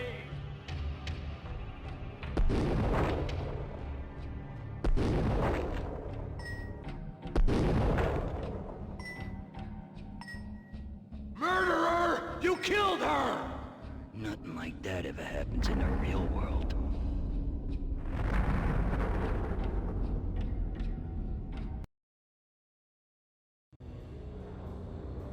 woke up in a bad dream. My head felt 2 sizes too small for my brain. Max Payne. I envy your name. And the killer was smiling. Pleased to meet you. I'm Frankie the Bat Niagara. Niagara, as in you cry a lot? He had a baseball bat and I was tied to a chair. Pissing him off was the smart thing to do.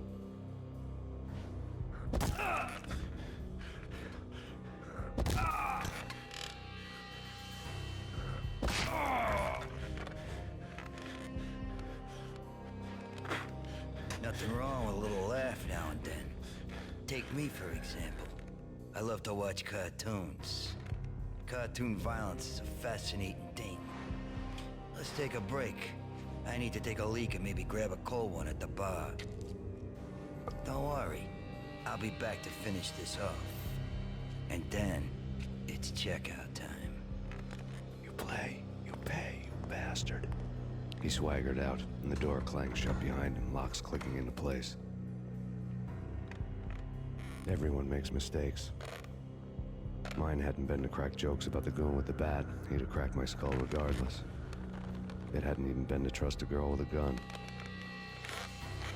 I had blindly gone after the first bad guy on my hit list when I should have been aiming further up the ladder, at the head of the Punchinello family.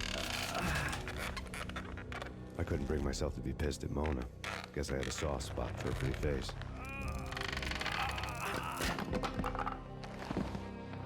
But when somebody decides to play baseball with your head, you tend to get sore. They had dragged me back to the basement of Lupino's hotel. I was beaten, bruised, and blue. I felt like the chair I had broken to get free.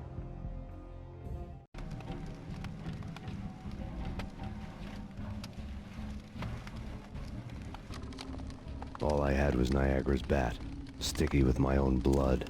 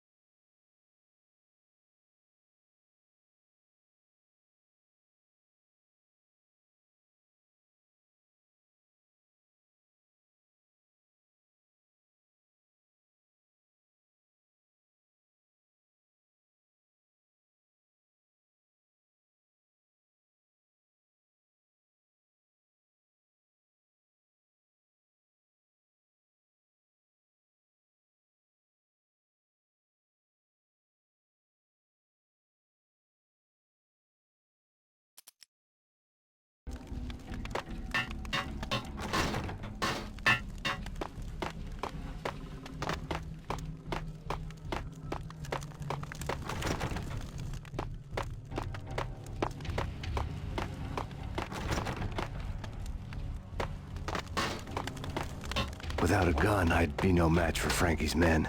I'd have to play hide and seek with them. Frankie's tough. We'll take care of it. Yeah, I know. Just I wouldn't mind having a go at him myself. What?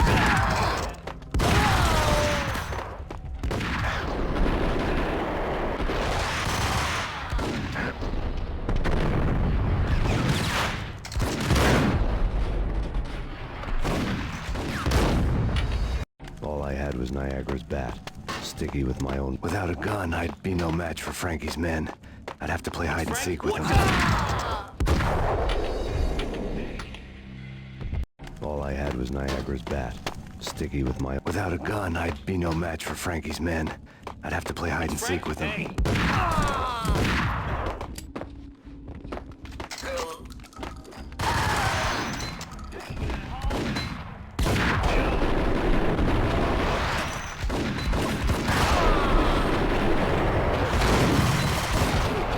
All I had was Niagara's bat, sticky with. Without a gun, I'd be no match for Frankie's men. I'd have to play hide and seek with them.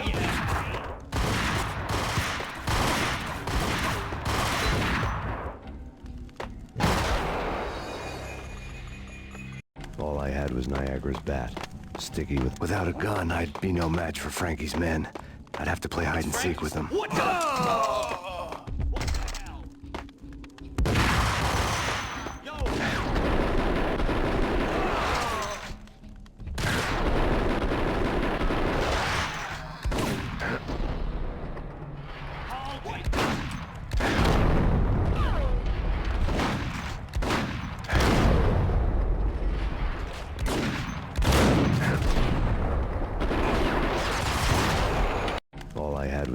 Niagara's bat. Sticky. Without a gun, I'd be no match for Frankie's men. I'd have to play hide and seek with them. All I had was Niagara's bat. Sticky with my... Without a gun, I'd be no match for Frankie's men. I'd have to play hide and seek with them. All I had was Niagara's bat. Sticky with... Without a gun, I'd be no match for Frankie's men. I'd have to play hide and seek with them. All I had was Niagara's bat. Sticky with... Without a gun, I'd be no match for Frankie's men. I'd have to play hide and seek with them.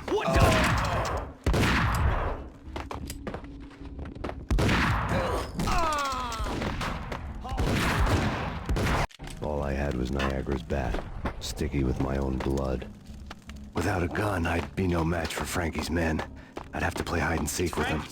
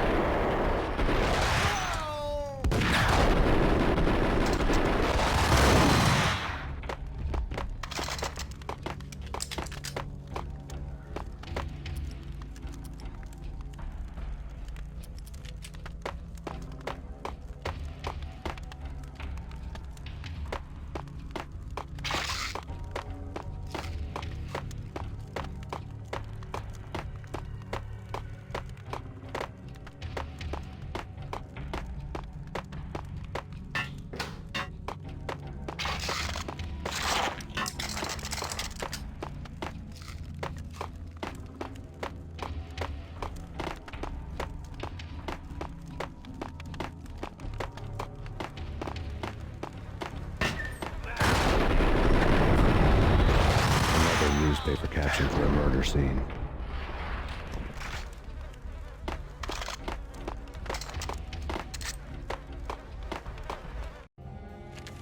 Frankie had left his calling card, a Captain Baseball bat boy strip, next to a sewer passage filled with bodies. You'd better not mess with Captain Baseball Bat Boy.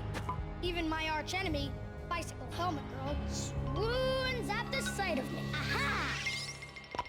There were enough corpses to put a mass murderer to shame.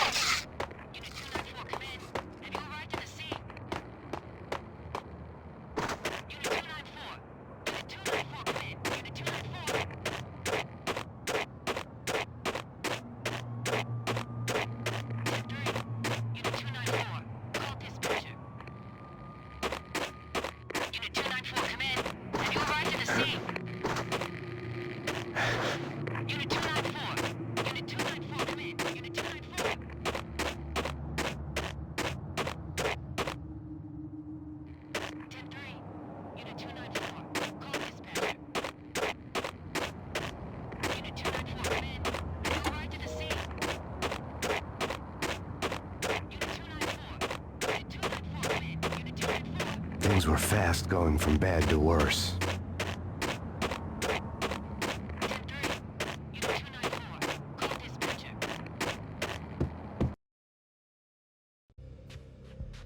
The men in blue had come and gone.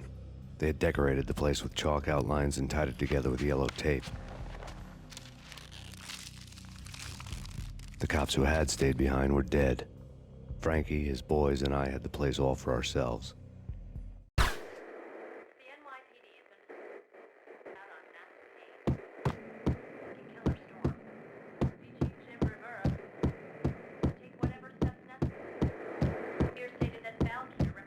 Just forget about it. Just forget about it. Hey, just forget about it. That crazy witch, you should have heard her. She was a real scream when the boys caught her trying to cap the Don. Oh, that's friggin' bad. To the trio?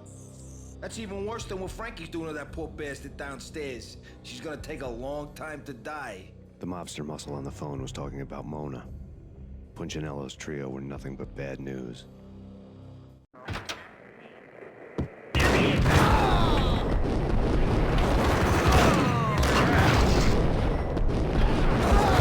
Punchinello didn't like me much. The fact remains that all the victims so far identified in the Ragnarok shooting have been known criminals, many of whom had large doses of V in their blood. Reliable sources say that Max Payne was also among those killed, although no body has been recovered at this time. Reliable sources. That meant somebody thought the Mafia had me, didn't want the cops snooping around anymore. The body would be delivered to them barely recognizable. Case closed. Don Punchinello had the power to be that reliable source, which was no news. But his news was old news. Framing me hadn't been enough. Don Punchinello had put a hit on me. He wanted me dead, and it had been important enough for him to give written instructions to Frankie about it. Max Payne should die like a dog for the trouble he's caused. Frankie, I know I can trust you to give this matter the dedication it needs.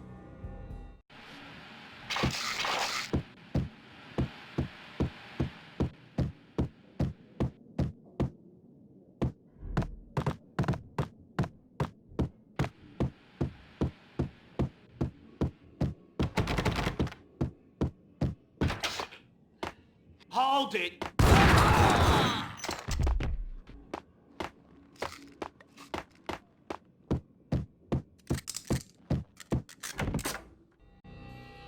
The hotel bar was fast developing quite a history.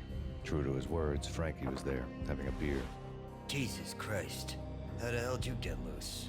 Got bored waiting. Thought, what the hell, we could just as well finish this here. Fine by me. This works out just as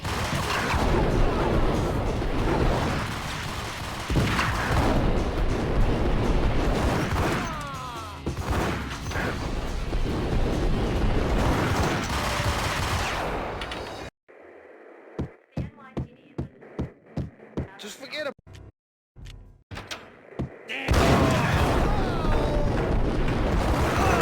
Punchinello didn't like it much.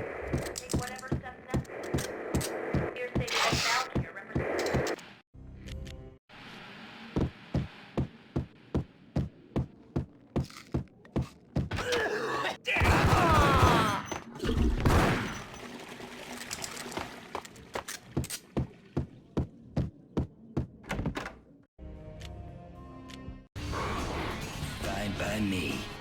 This works out just as well.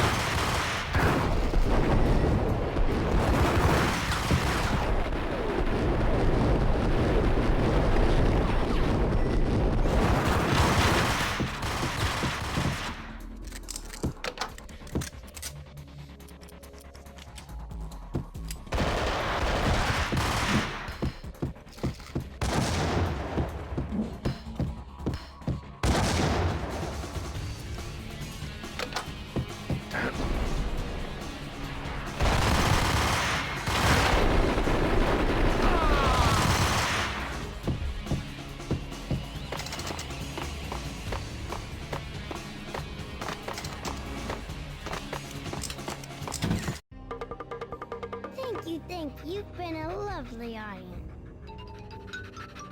Had enough? I don't play with girls anyway. Unfair! I spotted the tail as soon as I left the hotel. A big black Mercedes. I'd seen the car before. That time it had heralded impressive explosions. Vladimir was back. Bang. You're dead, Max Payne.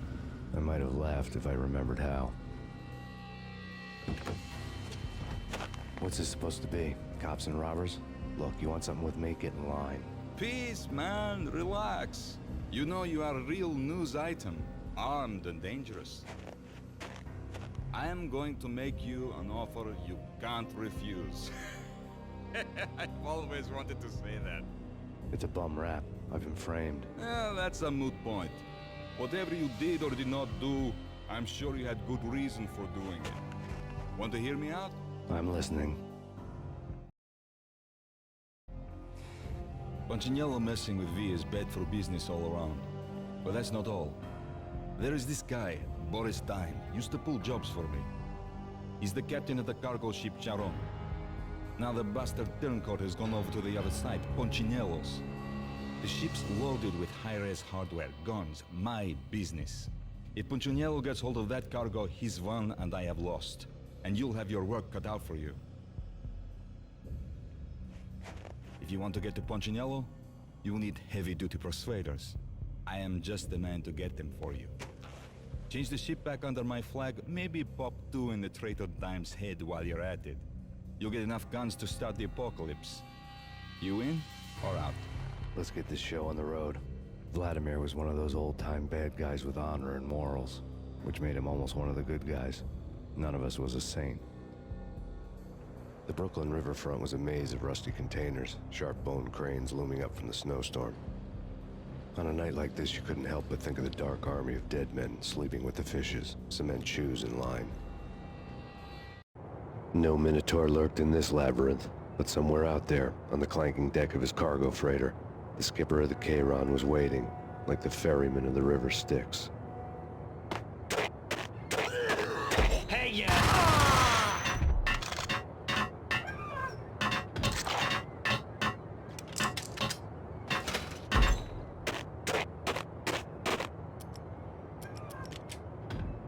What the hell?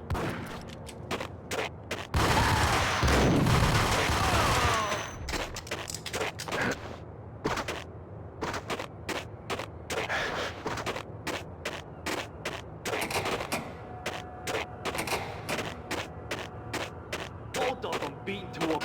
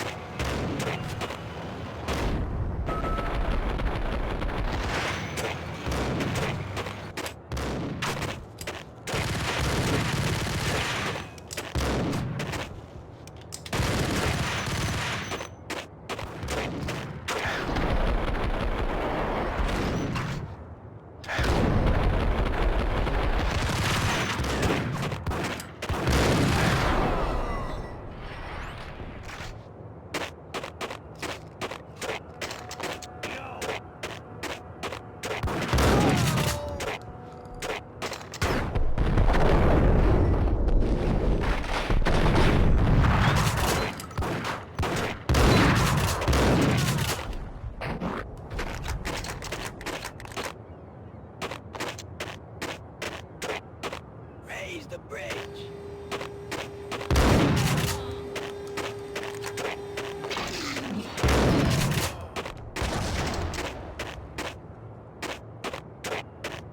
Oh, we go work it?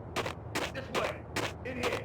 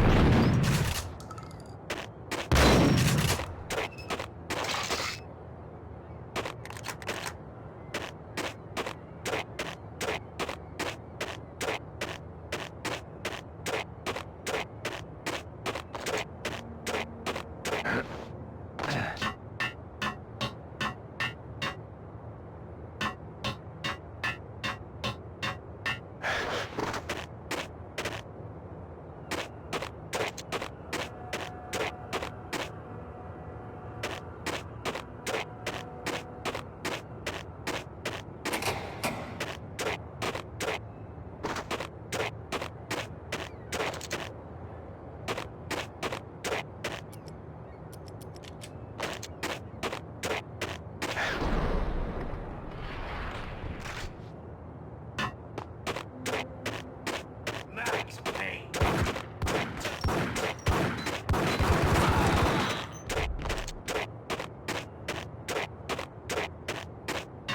I doubted the letter was in the seat.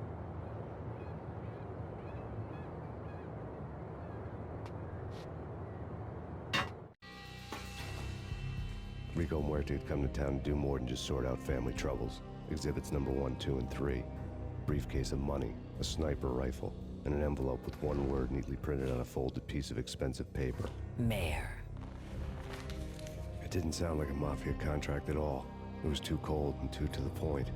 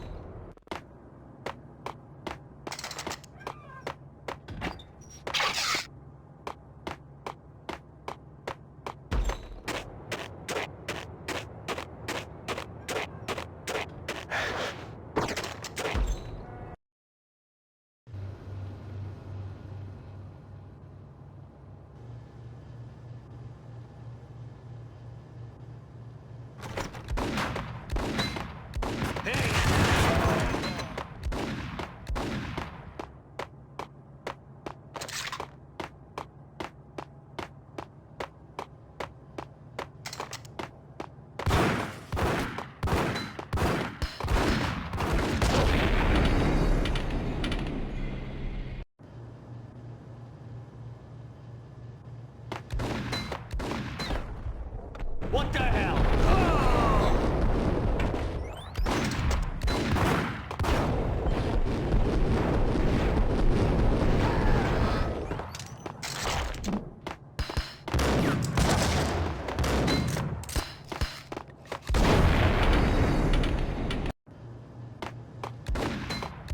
Hold it!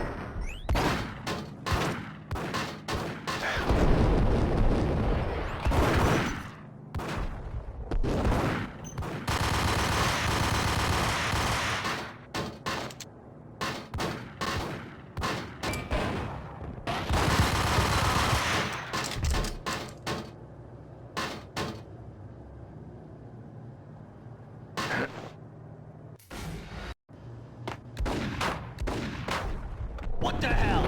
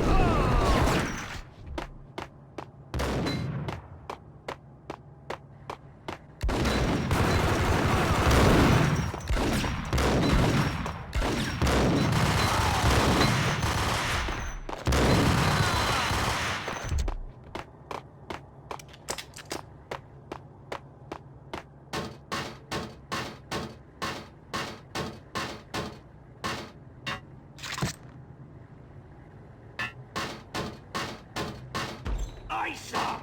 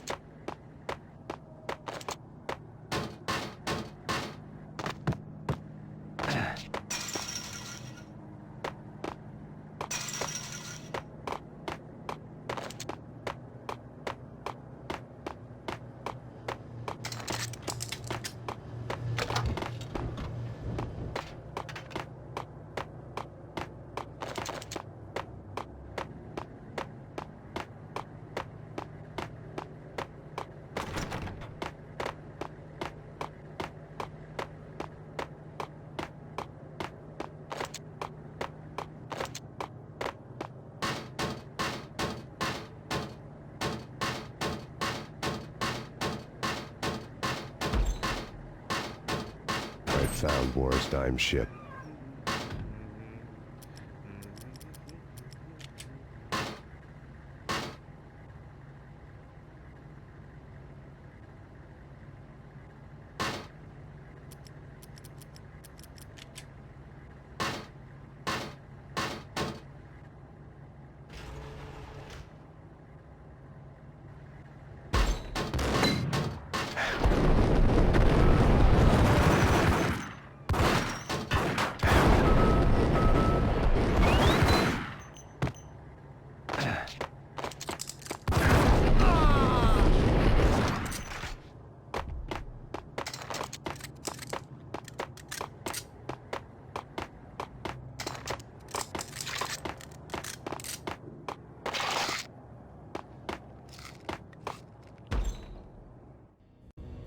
Rust had crept over the sides of the cargo steamer a long time ago. Boris Dime would be on board. I'd have to smoke half of his crew to even get near the gangplank. The guns were probably being kept in the hold, buried amidst the rats and oily water.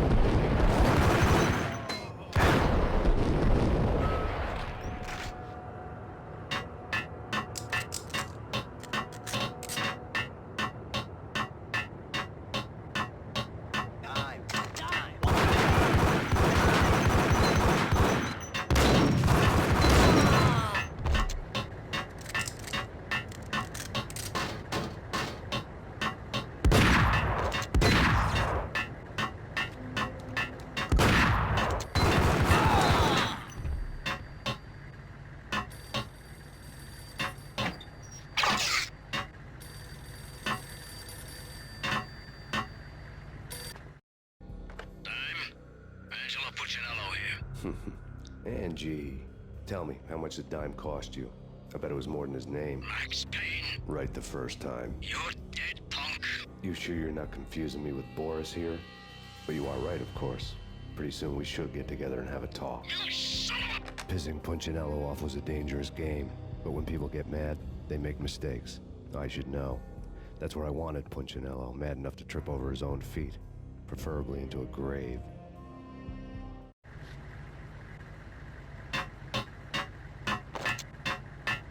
Dime! Dime!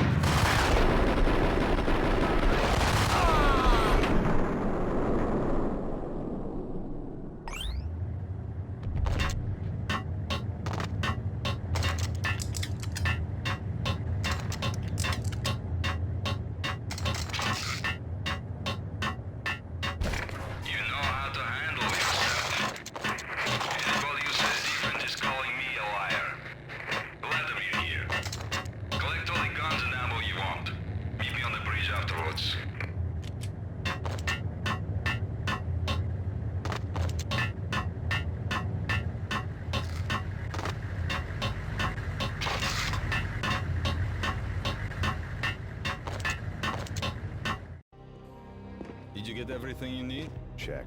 I owe you. Anything you need. This is my solo. When I'm through, Punchinello won't be anybody's problem anymore. Clear as vodka. But anytime you get between a rock and a hard place, just whistle. This could be the beginning of a beautiful friendship. You really get a bang out of this big-time gangster act, don't you? Even with all this firepower, I figured I couldn't get to Punchinello at his manor. I could only hope that he wouldn't pass a chance to hear me beg, to see he's won. This is Max Payne. I want to cut a deal. Payne, you're a dead man. That's what everybody keeps telling me. I got your ship and her cargo. I want to meet. No pain, no gain. Capiche? You know my restaurant? Yeah, I know it. 1 hour. Punchinello's restaurant had seen better days. Snow was falling like ashes from post-apocalyptic skies, but that was outside. Things would soon get hot in the Don's restaurant. I knew it was a long shot, Angelo Punchinello actually showing up, but there was no crime in hoping.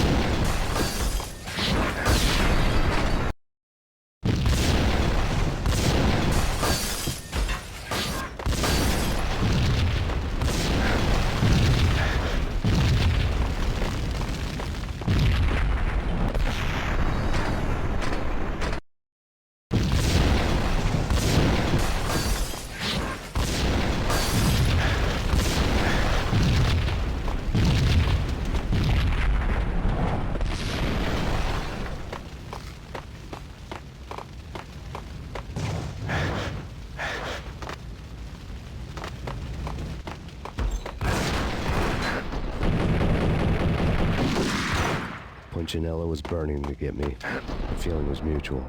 He was trying to put out my flames with gasoline.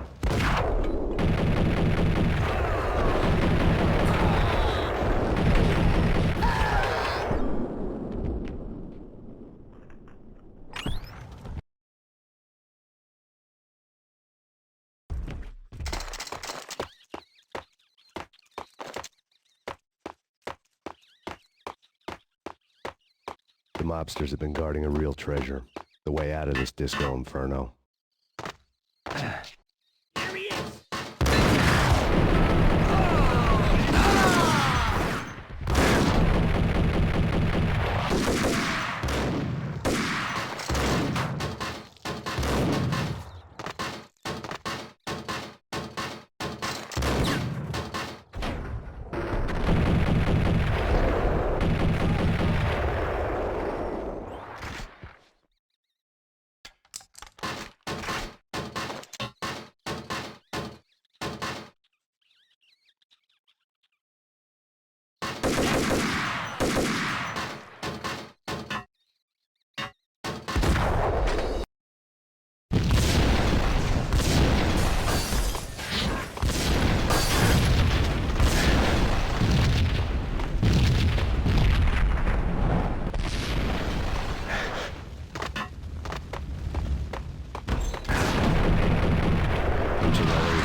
get me. The feeling was mutual. He was trying to put out my flames with gasoline.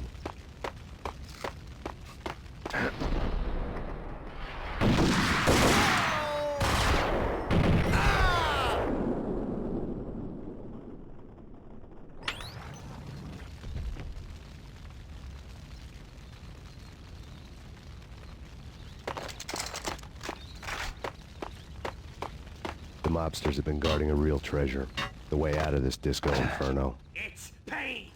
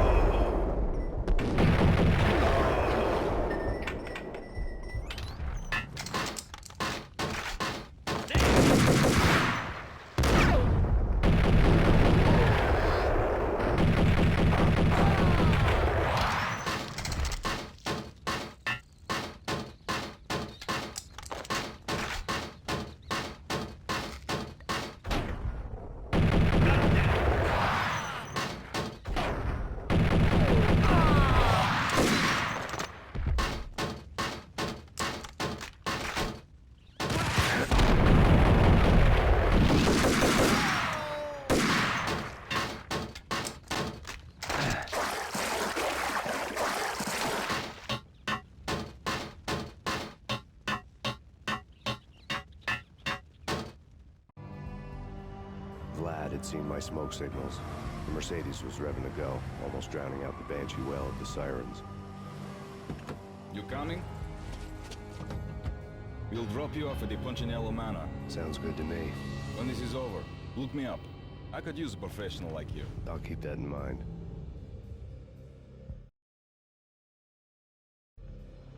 The night groaned with cold. The garden lights flickered nervously. In their light, the falling snow was dead white before the darkness ate it up. I had heard the stories. The trio were mad dogs. They'd have hung the heads of their enemies over the manor gates if the capo had only let them. Punchinello wanted Payne. He'd see the pain. The trick in my situation was that there was no trick, no matter what the movies tell you. No rules, no secret mantra, no roadmap. It wasn't about how smart or how good you were. It was chaos and luck. And anyone who thought different was a fool. All you could do was to hang on madly, as long and as hard as you could. Someone had graciously left the back door open for me and killed the guards. My money was on Mona. I knew the trio would be standing between me and Punchinello. I had read their rap sheets, thick as phone books. No one would be walking out of here alive. The numbing cold of the broken night had followed me in. Upstairs, the trio tangoed down the manor halls to the silent rhythm of their murderous hearts. The blood of their victims rust on their lips. Vince Mugnano, Pilot Providence, a.k.a. Big Brother, and Joe Deadpan Salem. The pistol was a frozen lump in my hand, piercing the skin, gnawing me to the bone.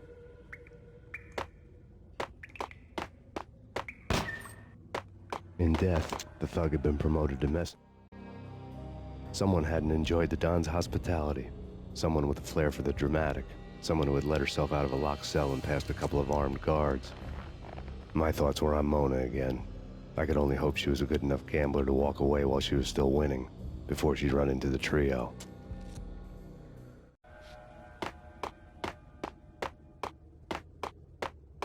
Max Payne?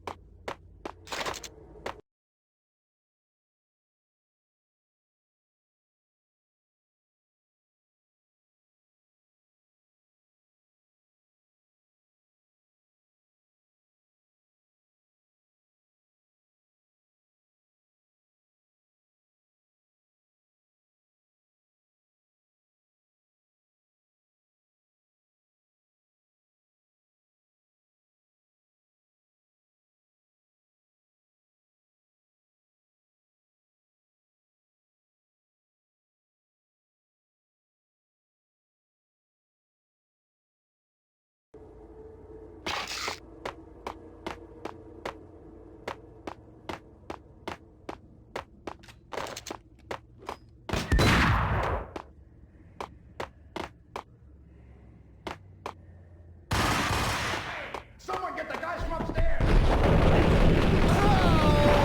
We'll wait for that. He walks in, we waste him. Vinny and Joe and Pilot won't get the credit for this kill.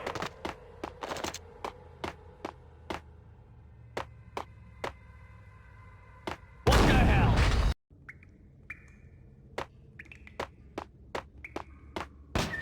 In death, the thug had been promoted to messenger.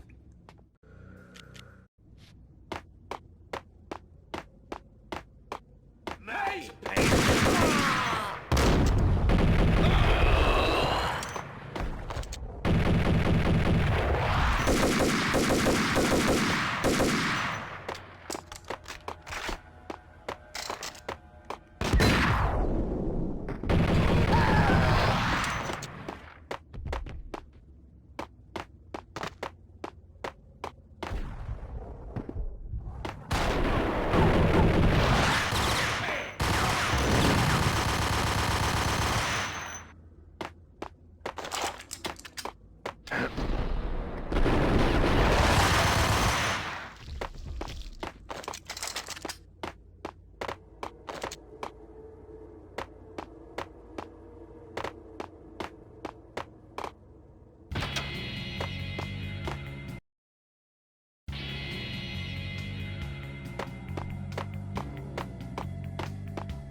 Pilot, he's here! It didn't take me long to run into the trio.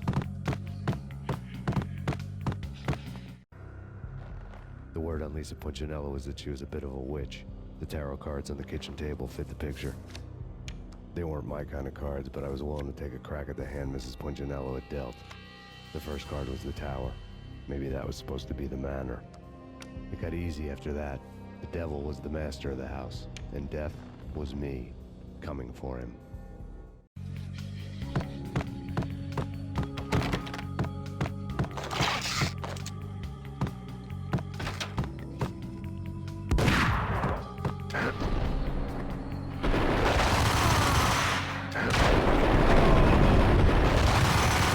One down, two to go. Hey,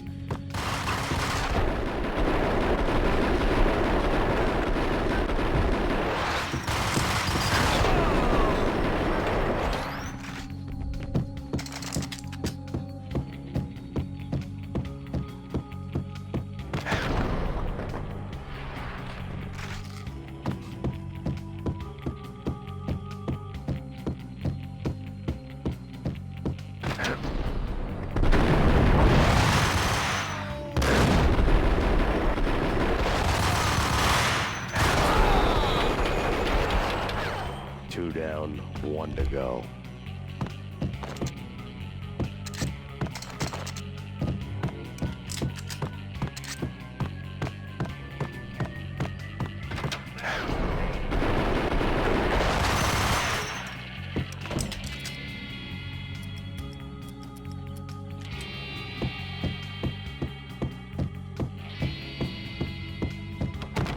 stopping him. This will. This will stop anything. They coming.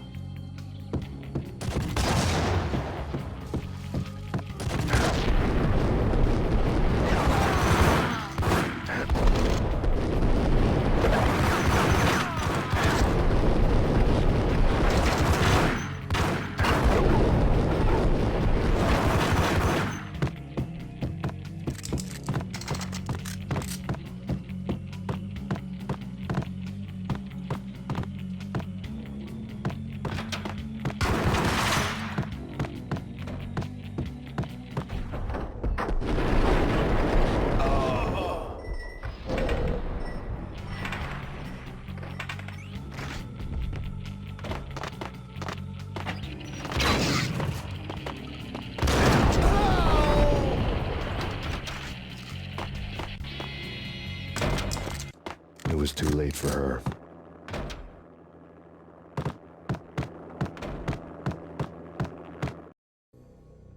You're a real angel, Max. I couldn't tell whether it was Mona or her sister. The body was a mess. The sick bastard had really gotten a kick out of it. Seeing her lying there got me thinking about another woman's body on another bed. Got me thinking about a fallen cradle.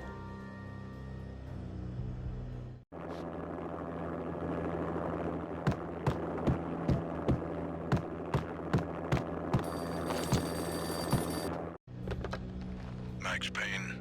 Talk to me. Alfred Woden. You've got company. An armed helicopter just landed on the Manor grounds. You must hurry. The more the merrier.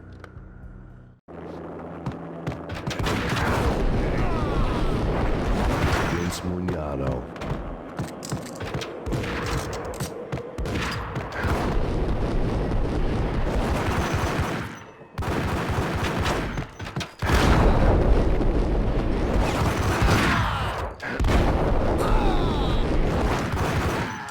Punchinello's trio was done for.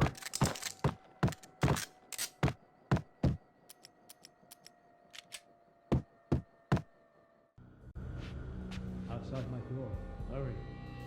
He's coming for me. You gotta hurry. Please. I could hear Punchinello on the phone begging for help. He should have been saying his goodbyes. Punchinello was a pushover. The moment I stepped into the room, he folded like a deuce before a royal flush. No, wait. I was just doing what I was told. I couldn't refuse. She's someone high up. Government, maybe. I don't know. He was trying to buy more sand for his hourglass. I wasn't selling any.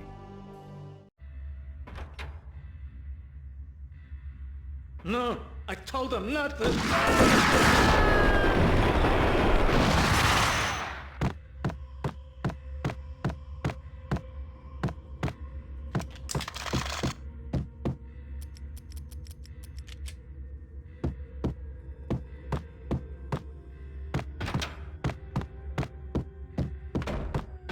Drop it. Don't move.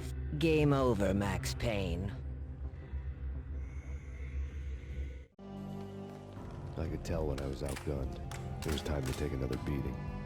The mystery witch was a real barracuda.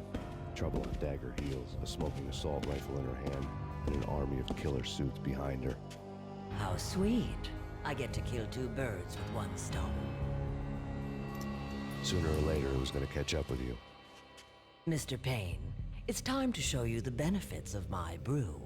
Be a good boy now. You'd find that Lady Luck was really a hooker. You were fresh out of cash.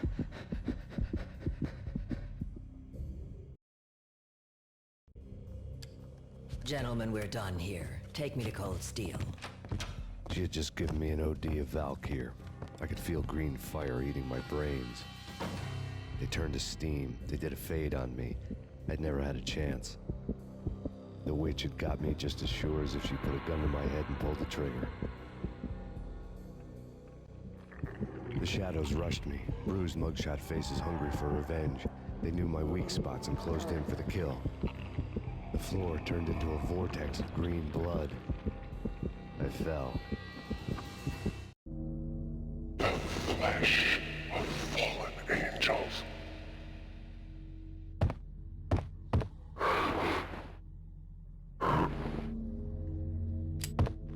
Who's there?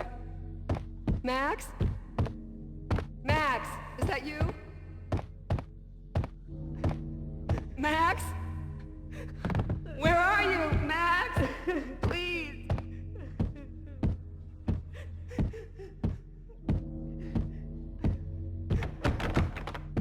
No, please, Max, no. I'm sorry. Please don't, Max, no. No, no, no, please, God, no.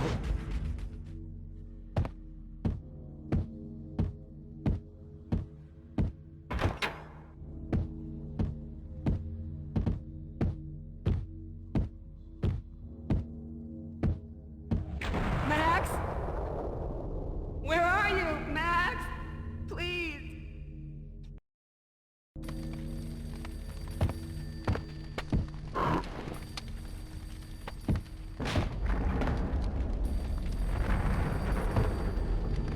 The weird piece of paper looked dangerous. Don't lose it. It's Valkyr. The drug. Snap out of it. Try to remember. It was a bad line in a prank call. Someone spouting insane babble. I couldn't make sense of it. But I had an overwhelming sense of deja vu, and the caller's voice sounded oddly familiar.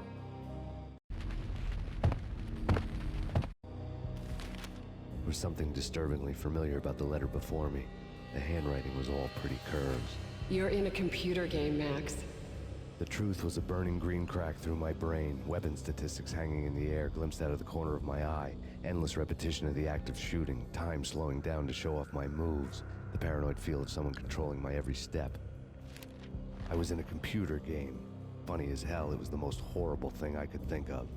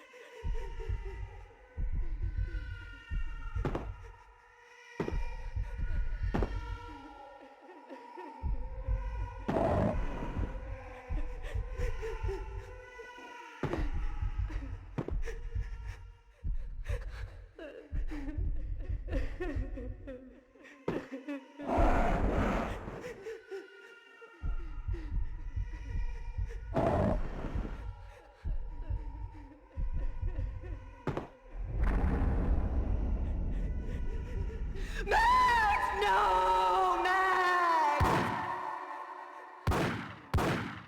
Murderer! You killed her!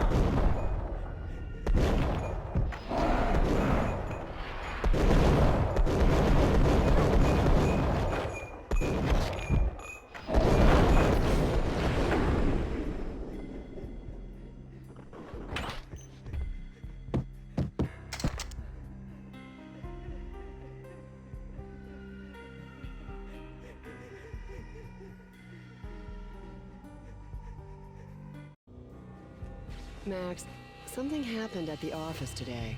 A strange memo. Something about Vikings. Honey, I gotta run. You can tell me all about it this evening. Have a nice day, darling. The bullet holes were rubies on her chest, blood glowing on her ivory skin. She was so beautiful. The killer was smiling. The flesh of fallen angels. Slowly, the green nightmare faded, leaving dark stains on my soul that would never come off. I felt like flatlining. I was all shook up. I woke up in a cold sweat, sick and tired to the bone, lying in a puddle of my own puke.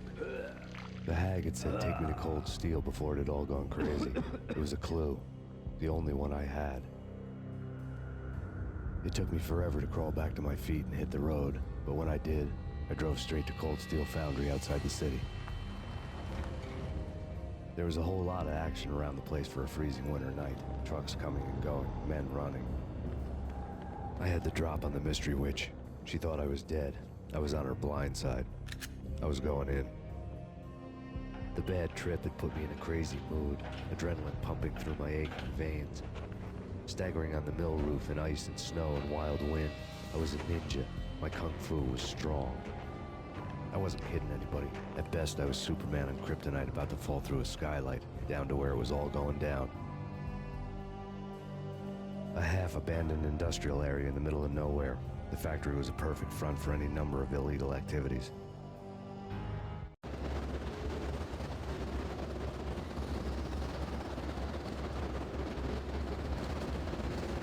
In the belly of the plant, molten metal boiled and bubbled like a witch's brew.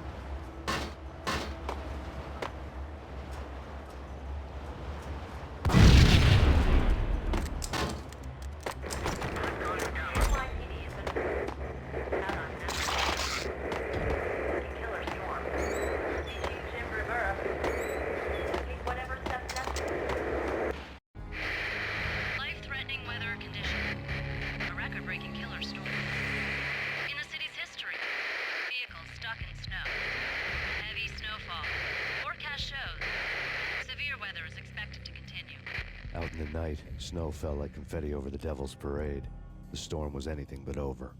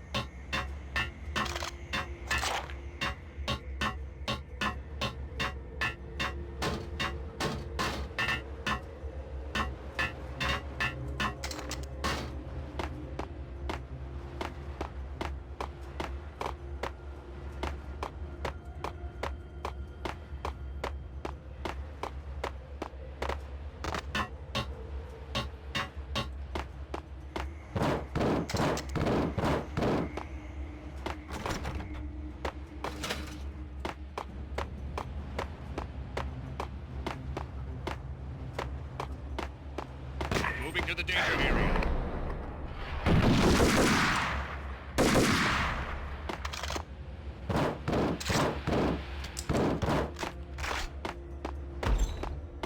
Search and destroy.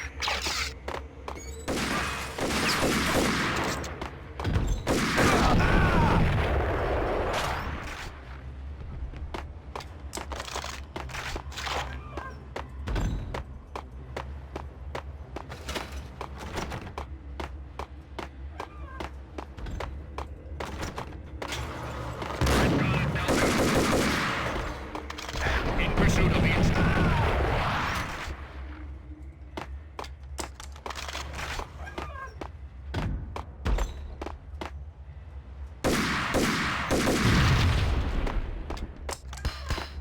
damage assessment.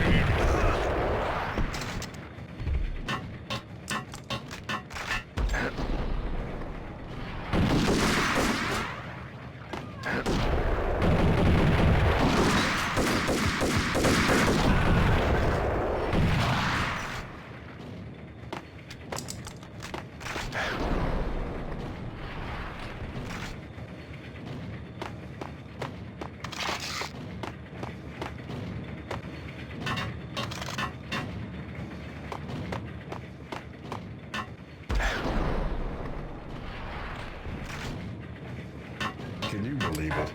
I bet they sleep with their...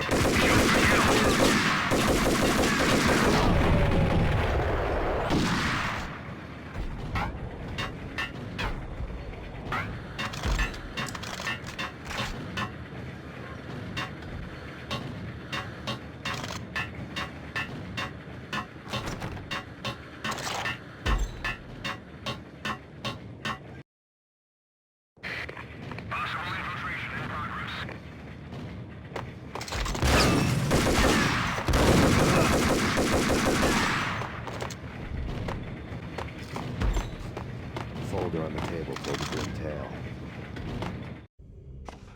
The mercenaries were running a tight operation, paperwork and all. Merchandise missing again. A chemist had tried to smuggle it out for his own private party. Locked him up in cell B7 in D6's old test facility to wait for proper processing. I was close enough to hear the secrets, just beyond the next doorway.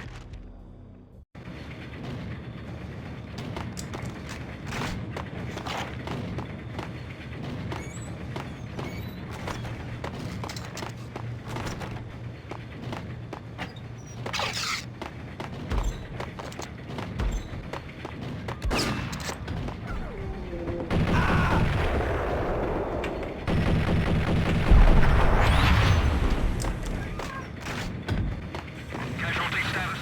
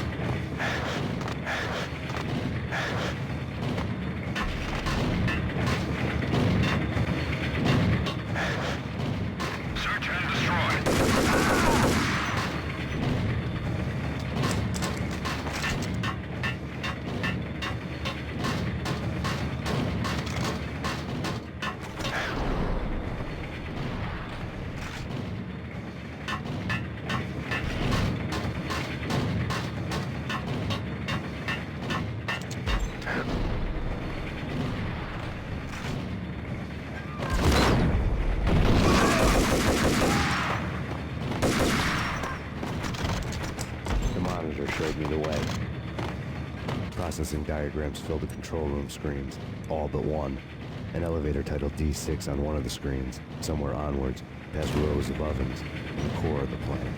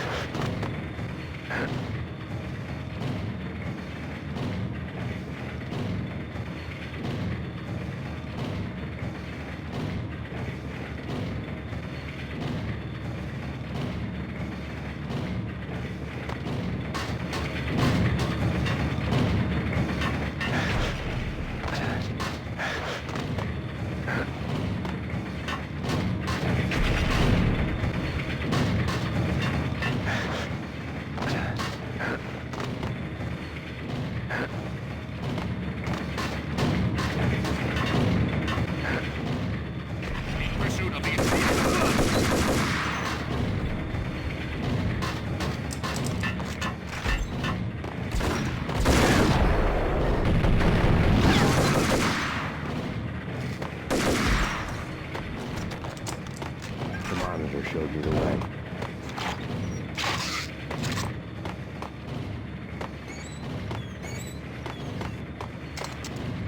Processing diagram.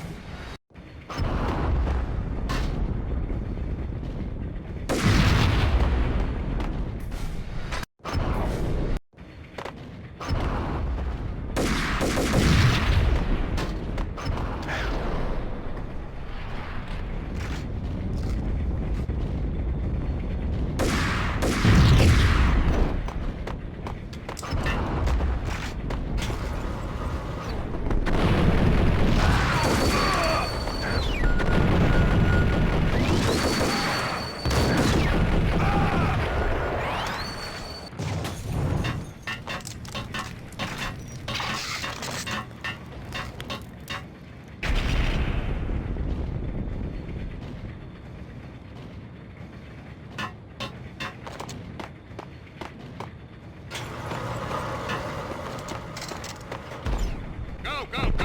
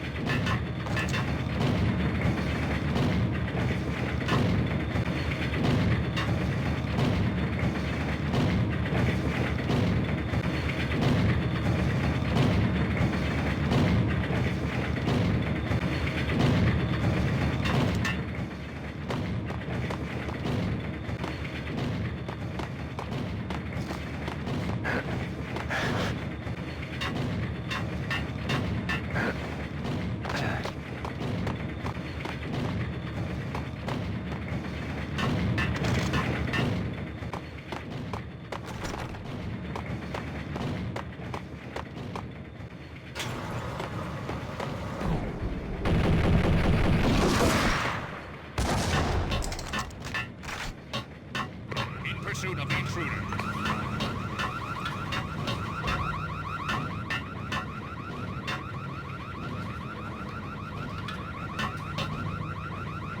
Go, go, go!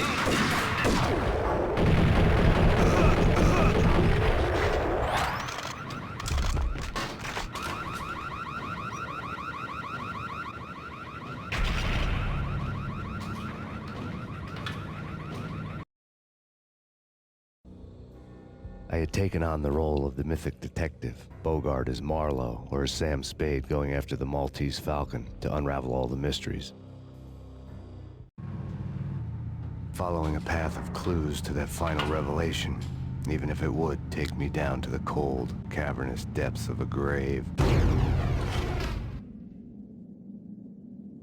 You can't do this! My men are still inside! Do you have any idea why this is called Operation Dead Eyes?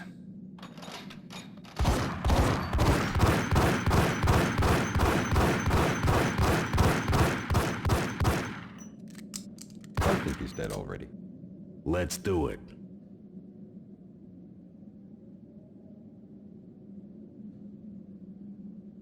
Attention all personnel. The self-destruction sequence has been initiated.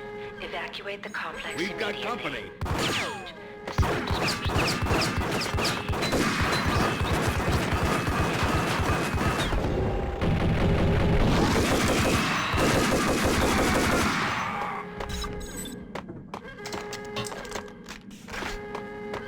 I had seen the logo on the floor before.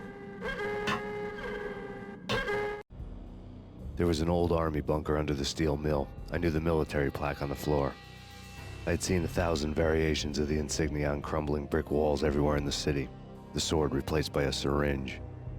Project Valhalla, V for Valkyr, V for Valhalla. All of a sudden it read like a crackpot conspiracy theory.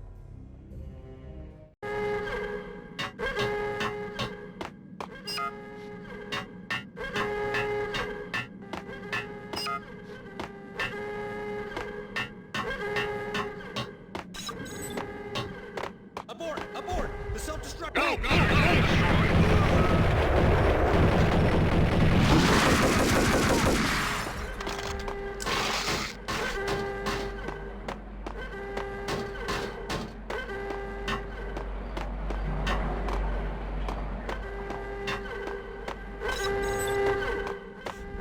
Attention all personnel. The self-destruction sequence has been initiated.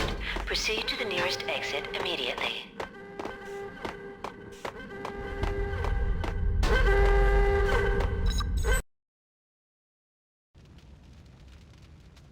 Attention all personnel. The self-destruction sequence has been initiated. Evacuate the complex immediately. Repeat. The self-destruction sequence has been initiated. Proceed to the nearest exit immediately. Decontamination in progress. The chemist had been using the workstation when he died. The half-life of the lab rat had ended online. His password blinking on the screen. 665. Neighbor of the beast.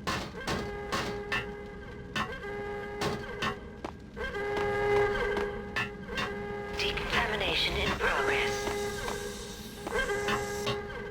Decontamination completed.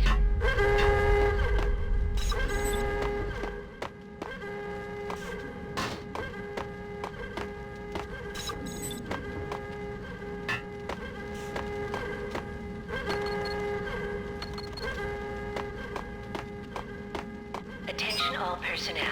The self-destruction sequence has been initiated. Proceed to the nearest exit immediately.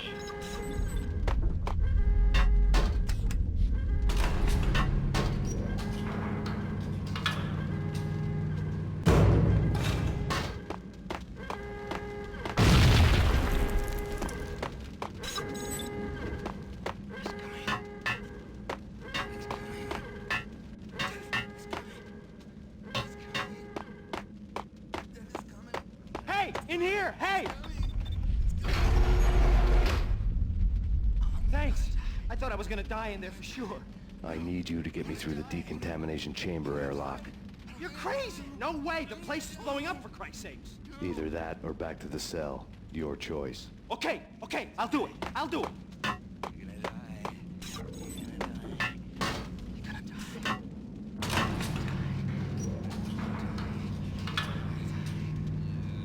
Attention all personnel. The self-destruction sequence has been initiated. Proceed to the nearest exit immediately. We're dead! We're dead!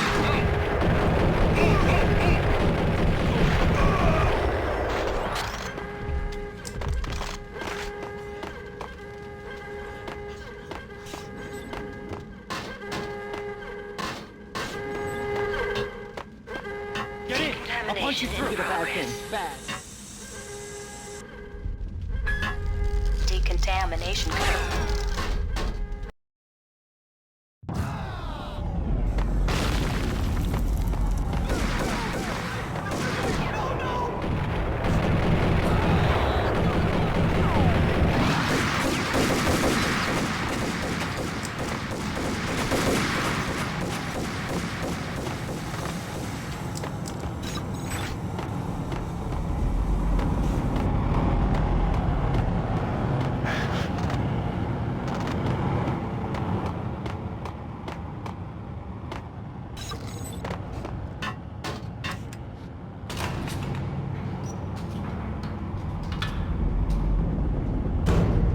I was caught in the middle of the deadly web that was the doctor's case.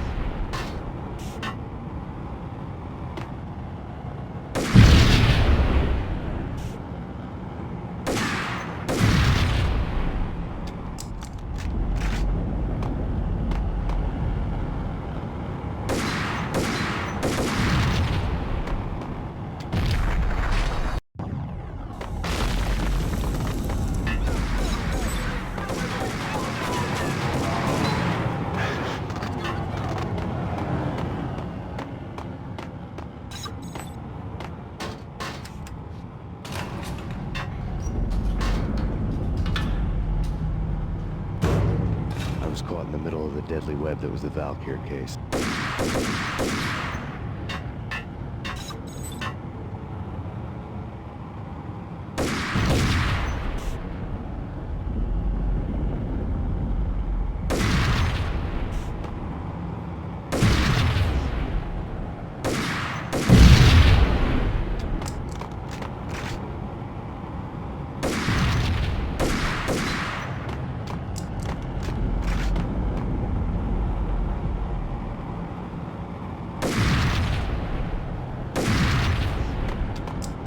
One of the lab terms.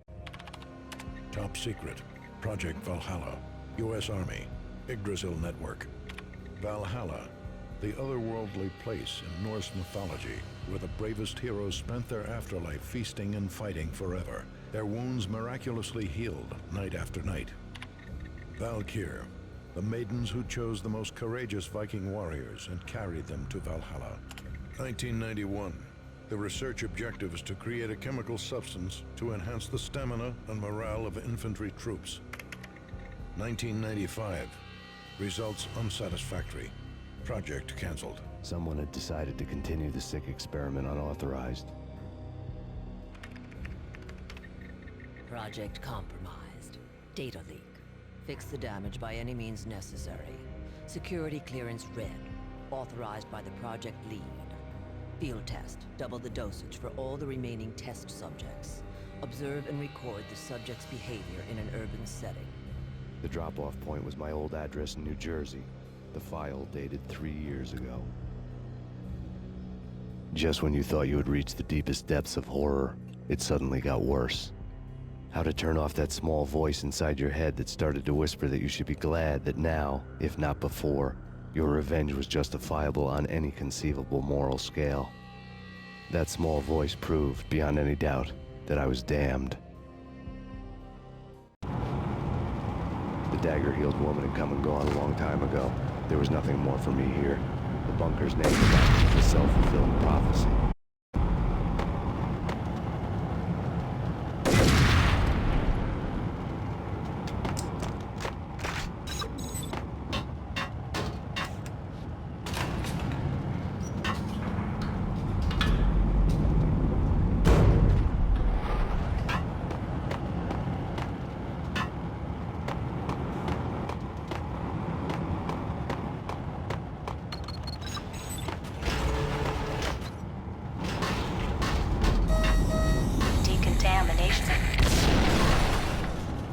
Self-destruction. 30, 29, 28, 27.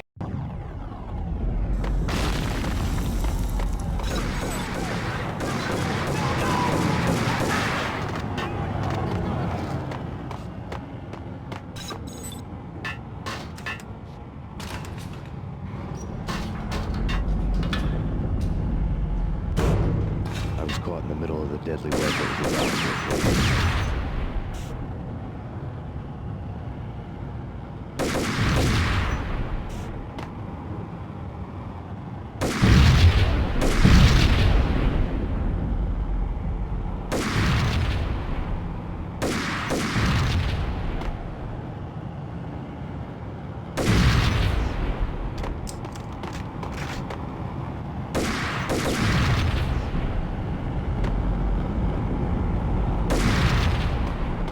One of the lab had the project logo on this. The dagger-heeled woman had come and gone a long time ago. There was nothing more for me here. The bunker's name was acting as a self-fulfilling prophecy.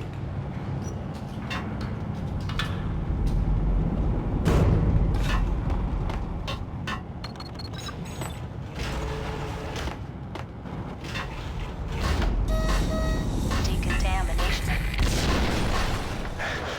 Self-destruction imminent. 30, 29, 28, 27, 26, 25, 23, 22, 21, 20, 19, 18, 17, 16, 15, 14, 13, 12, 11, 10, 9, 8, 7, 6, 5, 4, 3, 1.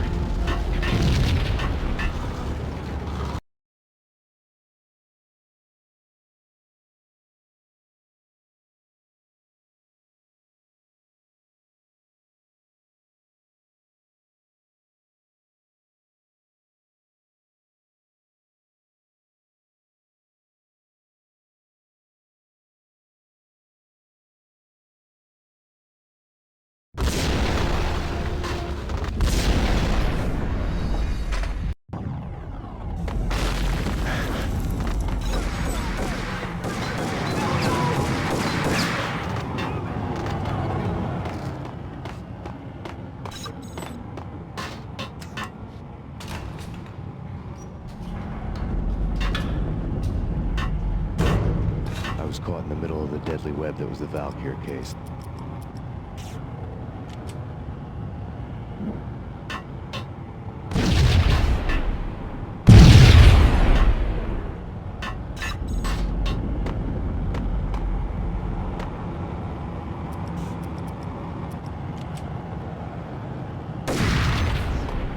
One of the lab terminals. The dagger-heeled woman had come and gone a long time ago. There was nothing more for me here. The bunker's name was acting as a self-fulfilling prophecy.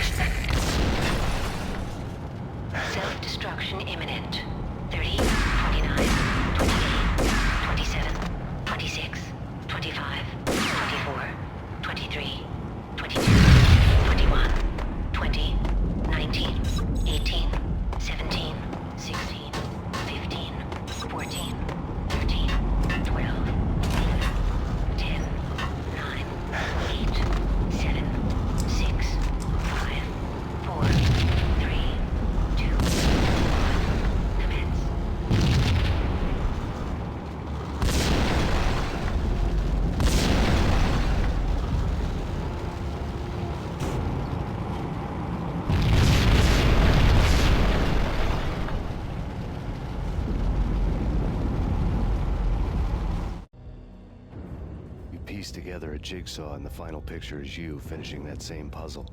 A mad, green-eyed killer standing behind you. An urban legend come true. The Project Valhalla test subjects had been the mad junkies who had murdered my loved ones. The rest was simple body count math. It all pointed to her. Ms. Valkyr. The factory went up in a fiery inferno behind me. All my leads were dead, turned to smoke and dust. I'd lost my way. I hadn't slept in a million years.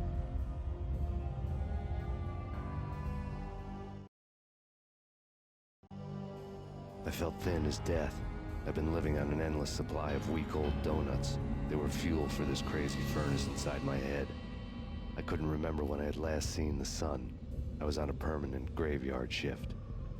When the darkness fell, New York City became something else, any old Sinatra song notwithstanding. Bad things happened in the night, on the streets of that other city, Noir York City. I was in an all-night diner, downing cup after cup of coffee that tasted like engine oil, when a new message from BB got me back on the killer track. What the hell happened at Roscoe Street? Maxie, I'm going out on a limb here. We need to talk this through, come up with a plan. 2:30 a.m., the Choir Communications Garage. The more I thought about Alex's murder and the frame-up, the more it felt like an inside job. I should have seen it coming. BB had sold me out, and now he wanted to finish what he'd started. The garage was dead. BB showed up in his tailor-made suit, gold watch, and cufflinks to match. All way beyond a cop's pay. Maxie. Oozing suave charm, he was guilty as hell. What the hell does BB stand for anyway? Backstabbing bastard? Come on, don't be like that. Have a cigar. I don't smoke. Maxie, you have no idea how big this is. It's huge. You have no idea. I think I do. You're a bribe-taking bent cop who sold out his partner. Those mobsters in the subway were a dead giveaway. Hard to miss. Bet it was exactly like this with Alex. Up close and personal. You can't win this one, Max. No, but I can make damn sure none of you do either. BB turned out to be another cardboard cutout bad guy.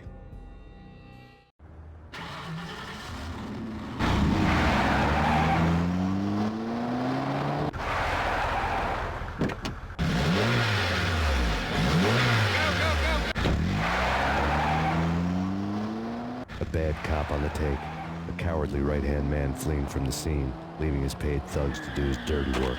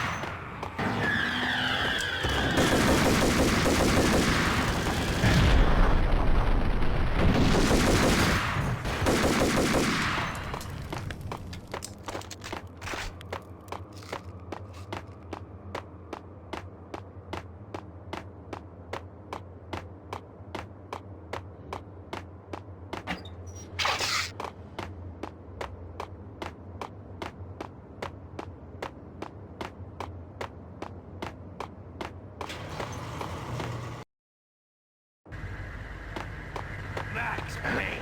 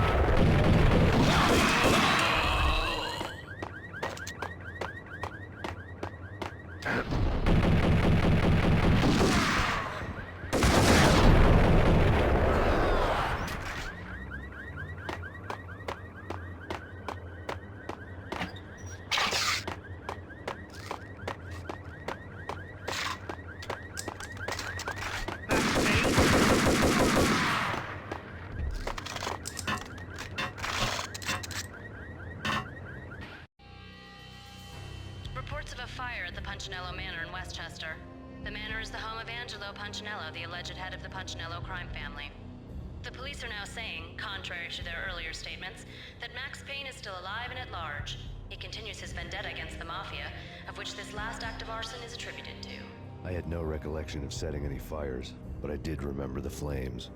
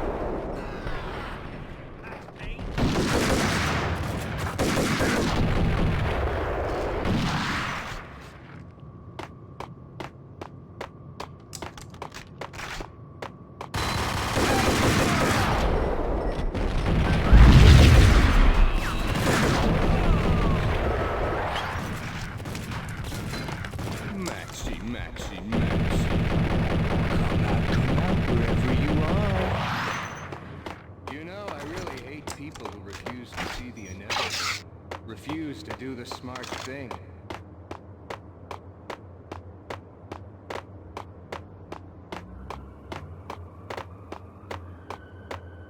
No, I must do the right thing.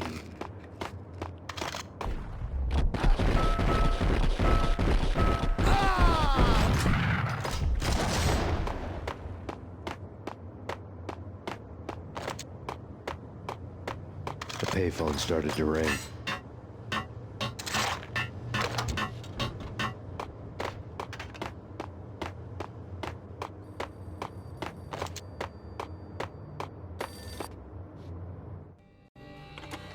Yeah. Max Payne? Whatever does it for you. This is Alfred Woden. I can give you the name of your enemy. Come to the Asgard building presently. We are expecting you.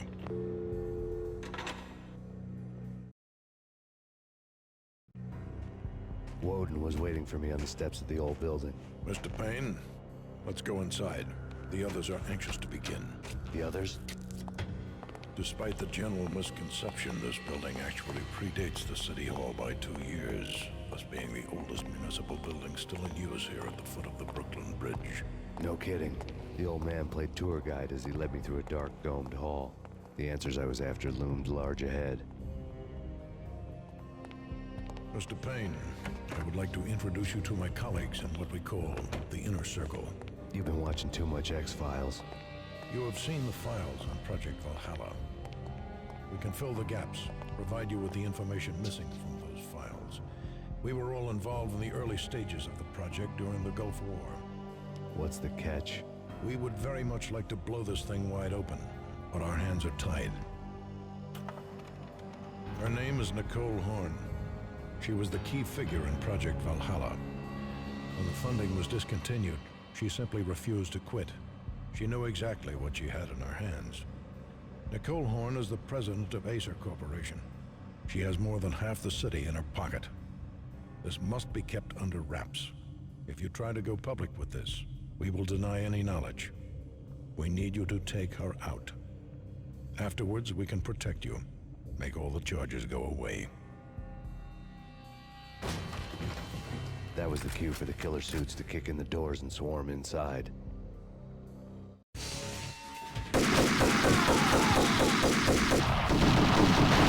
was an impressive floor show, but I decided to leave early anyway. It was only a one-story fall. Lucky me.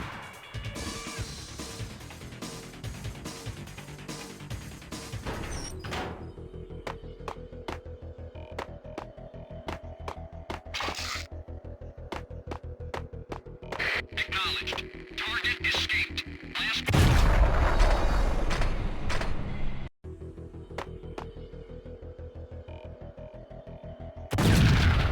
Acknowledged. Target is...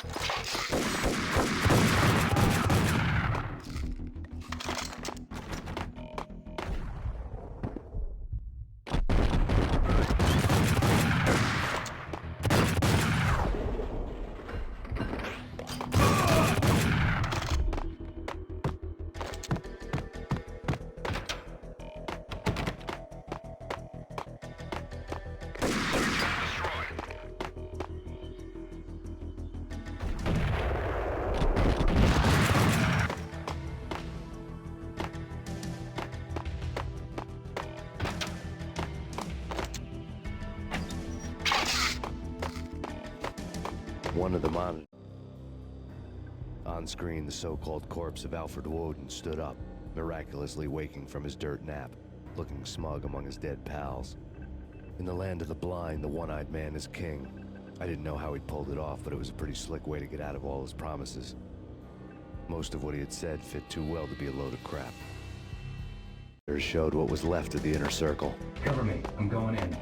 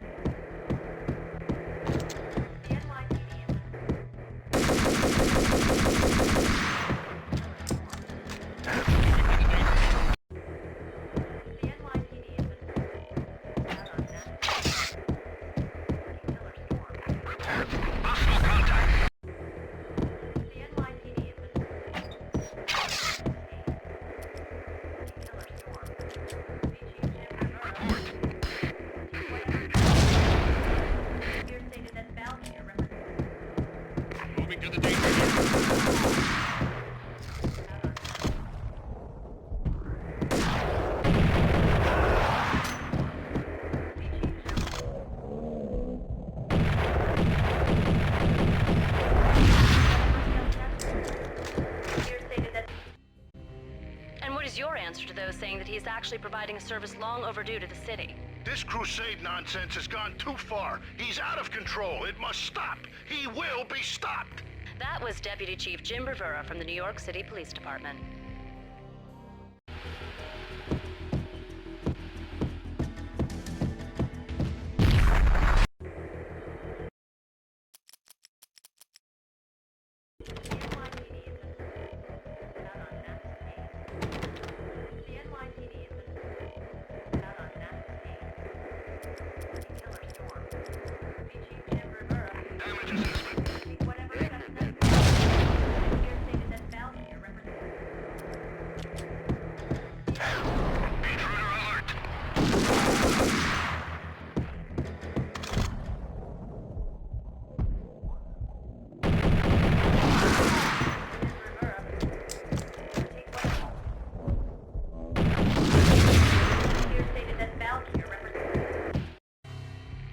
Your answer to those saying that he's actually providing a service long overdue to the city. This crusade nonsense has gone too far. He's out of control. It must stop. He will be stopped. That was Deputy Chief Jim Rivera from the New York City Police Department.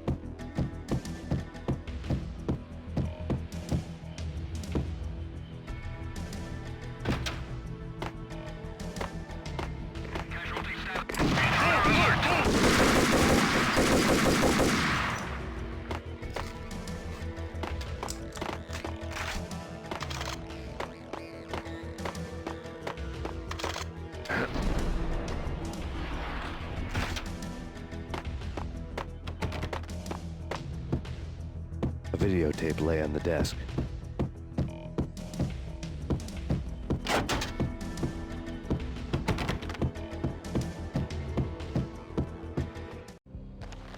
Nicole Horn had blackmailed the inner circle into silence. The tape came with a curt extortion note on a piece of expensive paper. I remembered Candy Dawn taping her clients in action on the side, selling the tapes to the highest bidder. I was sure that kinky sex was nowhere near Alfred Woden's worst sin, but I had a feeling that when this was over, any collateral would come in handy.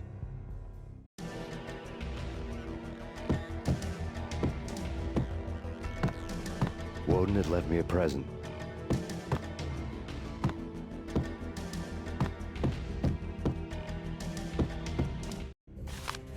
Woden had taken care of my mission preps with military precision. The critical areas in the Acer Corporation headquarters blueprints were circled in red.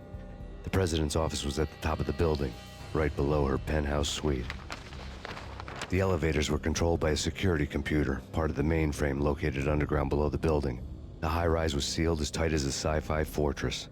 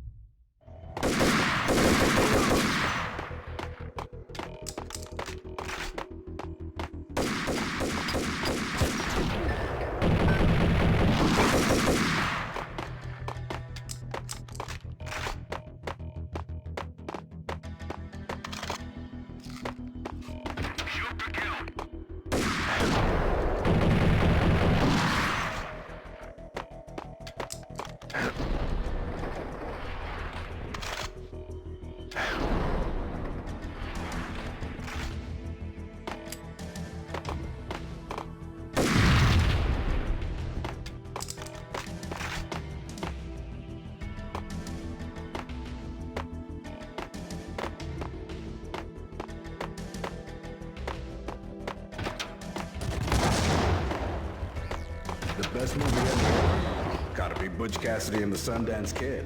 A hero's end, going out with guns blazing. Never heard of it. suspects. Where Spacey works out of the police station and suddenly loses his limb? Or hey, 7, where Brad Pitt gets to that head-sized blood...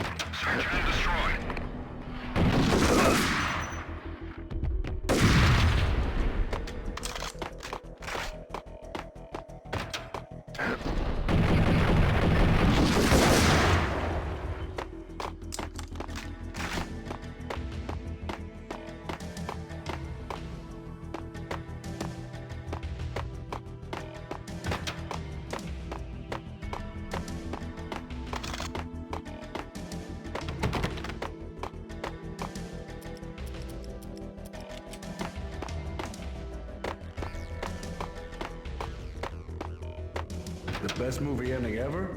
Gotta be Butch Cassidy and the Sundance Kid. A Hero's End.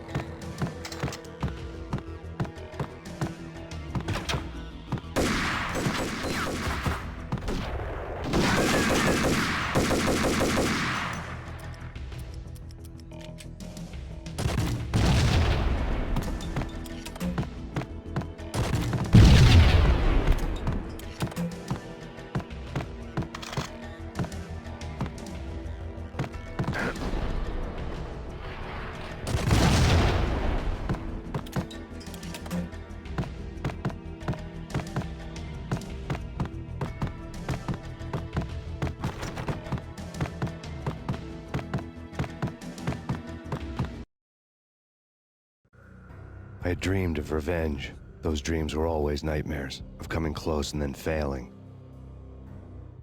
Now I was close. I had a name to guide me, Nicole Horn. I had nothing to lose.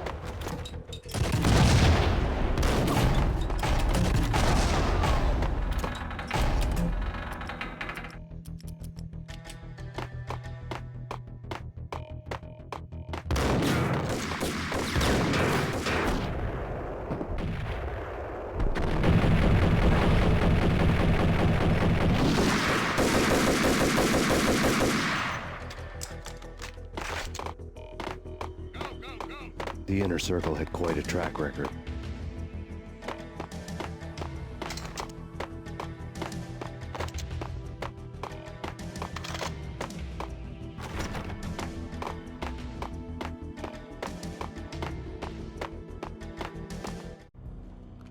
Project Valhalla had not been the only thing the Inner Circle had been involved in. There were rows of cabinets full of files. The Serpentine Secret Society went back a long way, always pulling strings from the shadows. I couldn't say I was sorry. Woden's move in some Byzantine power game had cut the Circle's membership roster to 1. The old man wanted me on cleanup duty. It was my mess, too.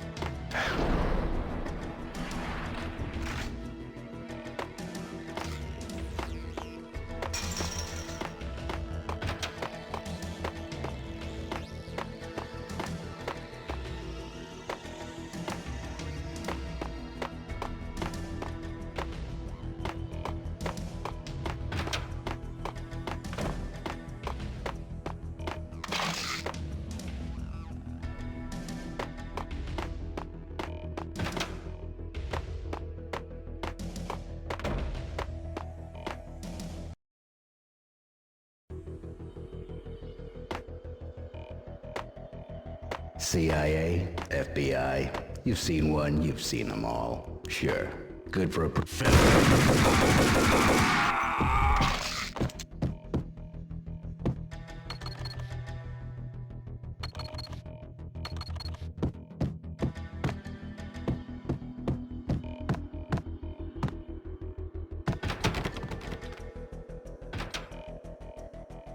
Take him down.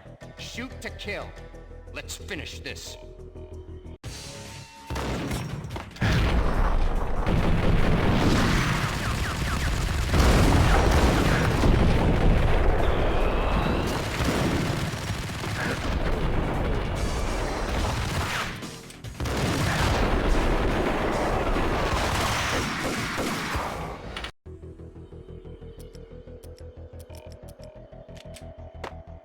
CIA, FBI, you've seen what? Request assistance.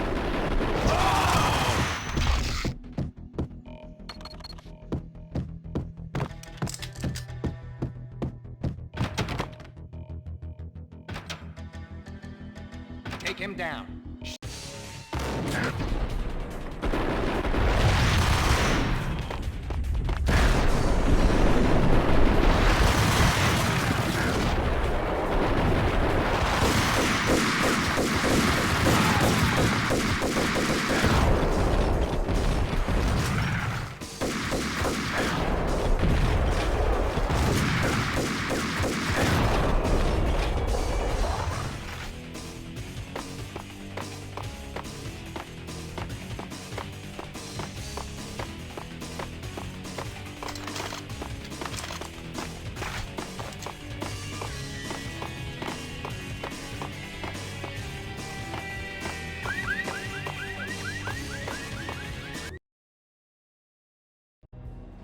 Mine wasn't the most original approach to the problem.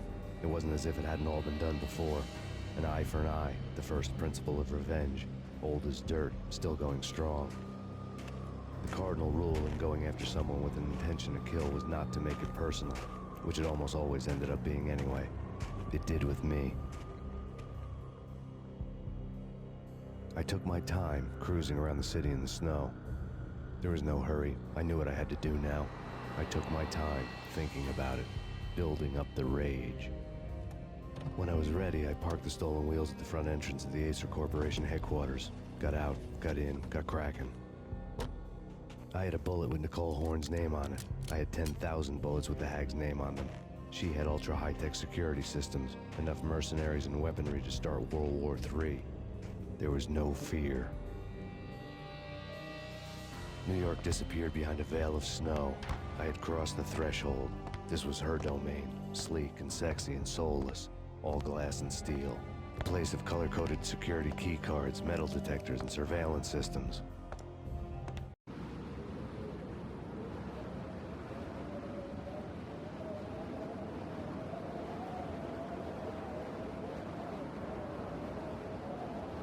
Colder than a walk-in fridge.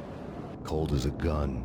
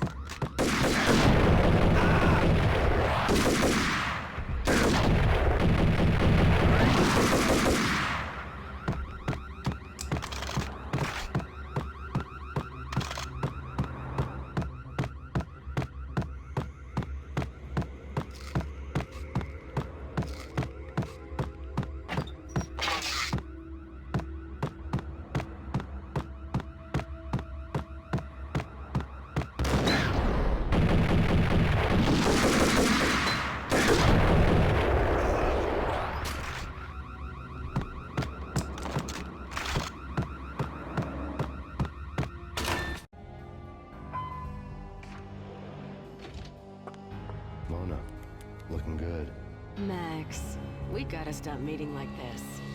It will be a cold day in hell before I let a narc cop stop me. Miss Sachs, do your job. Relax, Max. You're a nice guy.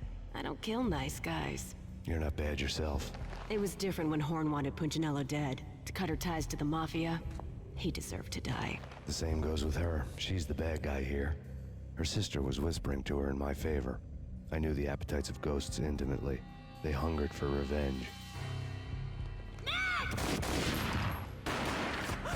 No! A gunshot boomed and she fell down in slow motion. She was a nice girl, not really a stone-cold killer. And now she was stone-cold dead. Like religious fanatics or loyal samurai, Horn's private army was coming at me. Send me back up, don't you, Luke?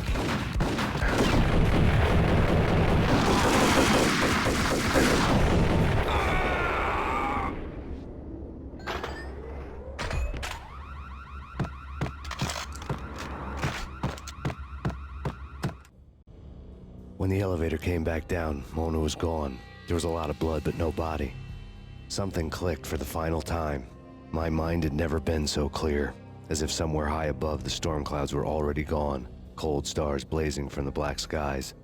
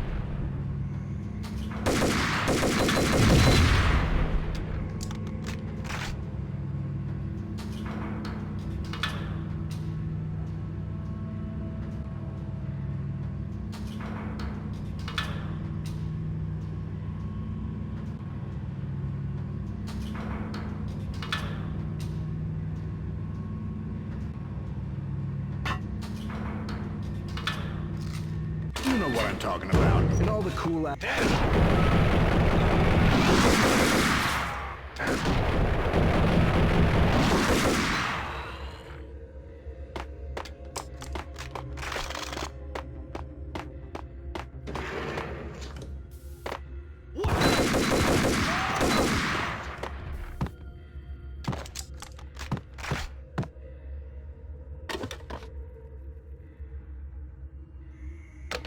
I had elevator access to the mainframe. From there, I'd be able to override the security locks and get to her office.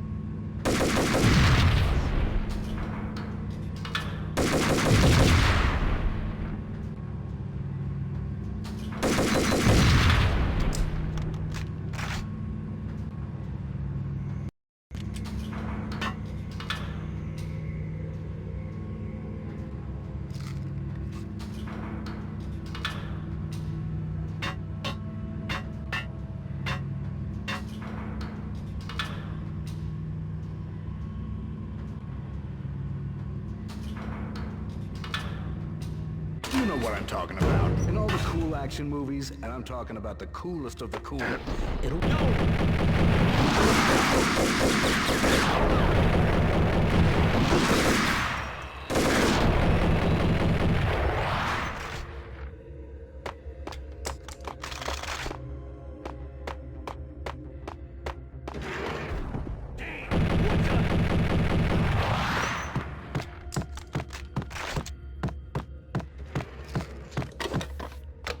I had elevator access to the mainframe. From there, I'd be able to override the security.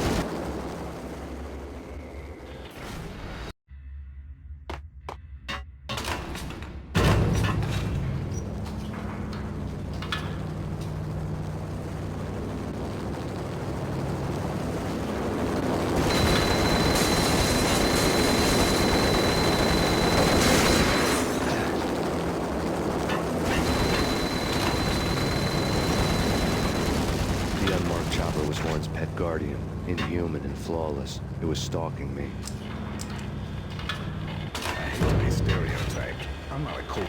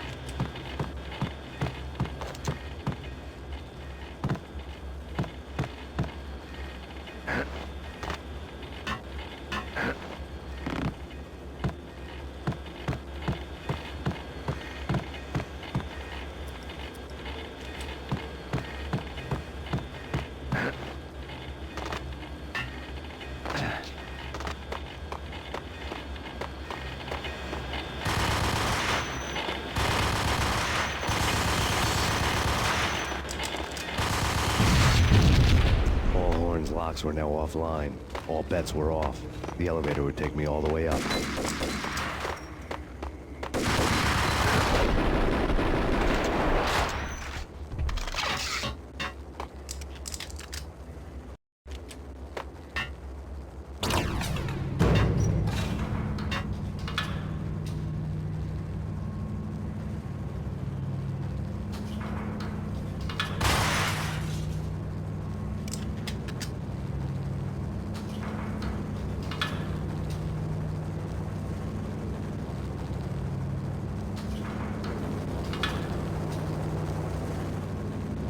Seen from this height, the night seemed to stretch on to eternity. A hint of desperation had crept into the snowstorm, as if it was trying to get it all out before the end.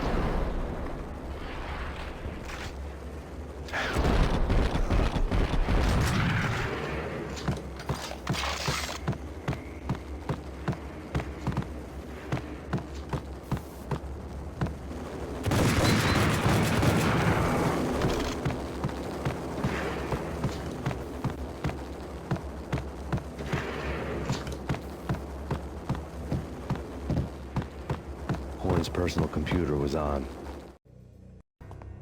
Next to the printer was a neat stack of expensive paper. Hacking through Horn's computer would have unearthed files of criminal plans, strategies for world domination, spy helicopter reports, illegal wiretap recordings, internet porno, all of the above. Take your pick. I really didn't care anymore.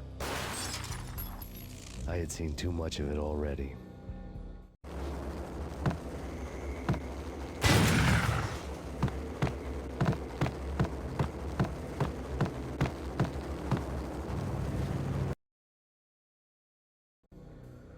Valkyr had been meant to be a white-winged maiden that would lift you to a warrior's heaven, but it turned out to be a one-way demon ride to hell. The devil was in the drug. I knew. I had met him.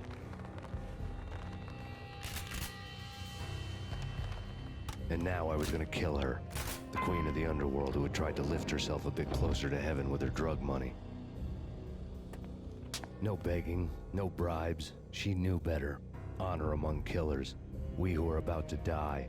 Both of us knew how this would end, in pain and suffering. All this because your wife stuck her nose into things that were none of her business. The cops were coming to take me away. The sirens were like a bad conscience I couldn't shake. It's ridiculous you've made it this far. You won't be alive when they get here. Stop him!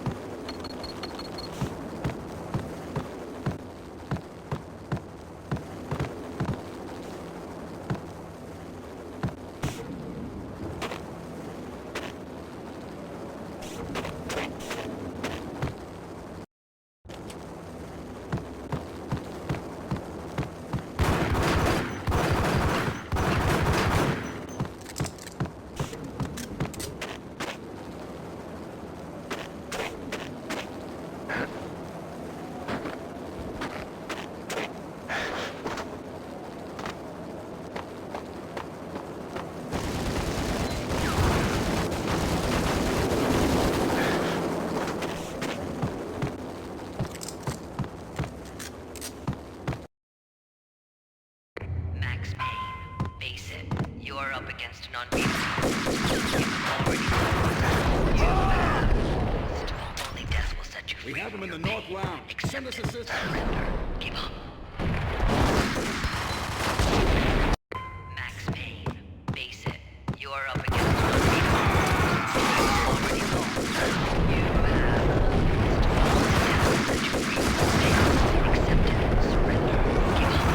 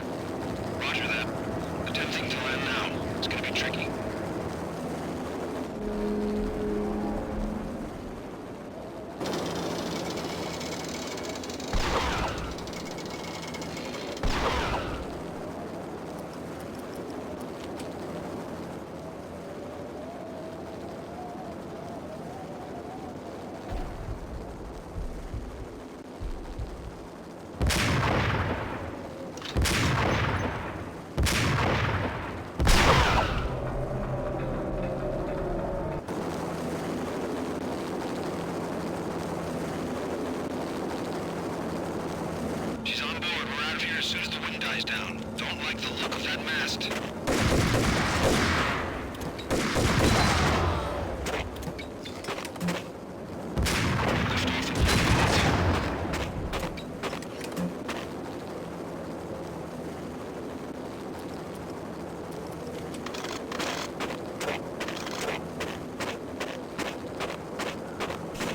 Liftoff in 45 seconds.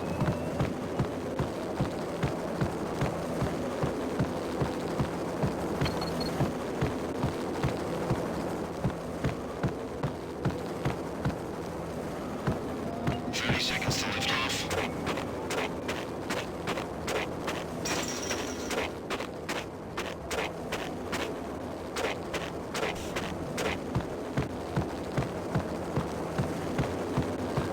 15 seconds to lift off. Okay, ready to lift off in 5, 4, 3, 2, 1.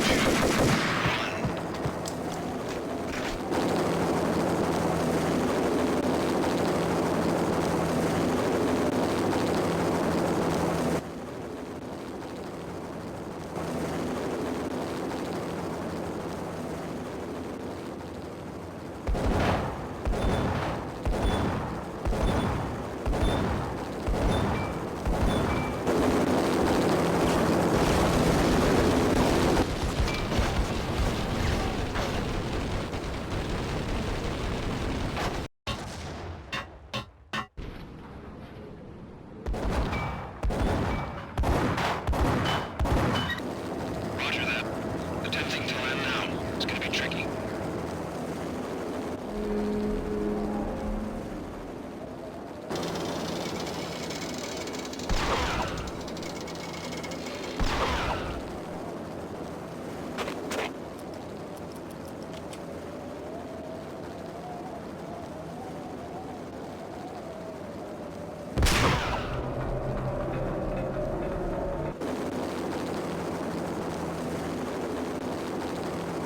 She's on board. We're out of here as soon as the wind dies down. Don't like the look of that mast.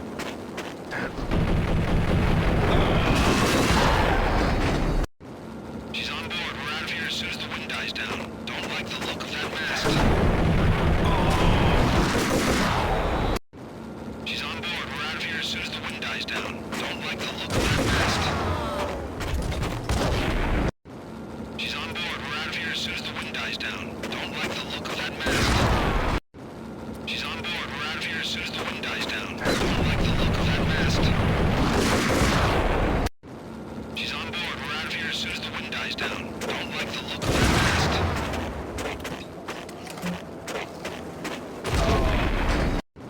She's on board. We're out of here as soon as the wind dies down. Don't like the look of that mast.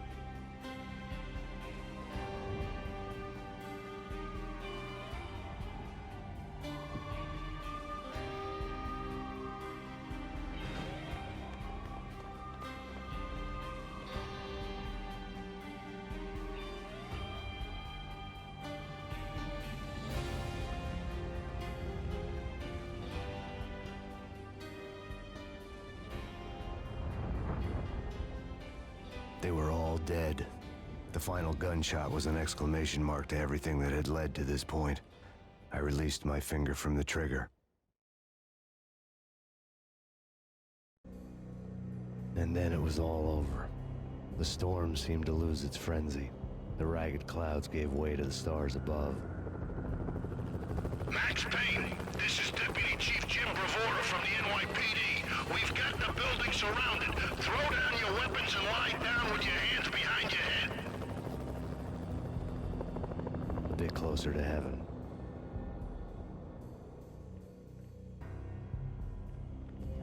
The cops' voices were distant and muted. Freeze! NYPD! Hold it right there! My ghosts released me from their haunting. Down below, New York City glittered like diamonds on black velvet. You gave us one hell of a ride. Take him down to Central Booking. You heard the man. Woden was there in the crowd, standing by the sidelines. It wouldn't be over till the man with the patch would say so. He'd say the right words. I knew he would. He'd better. Woden grinned smugly. It was the grin of a winner. That made two of us.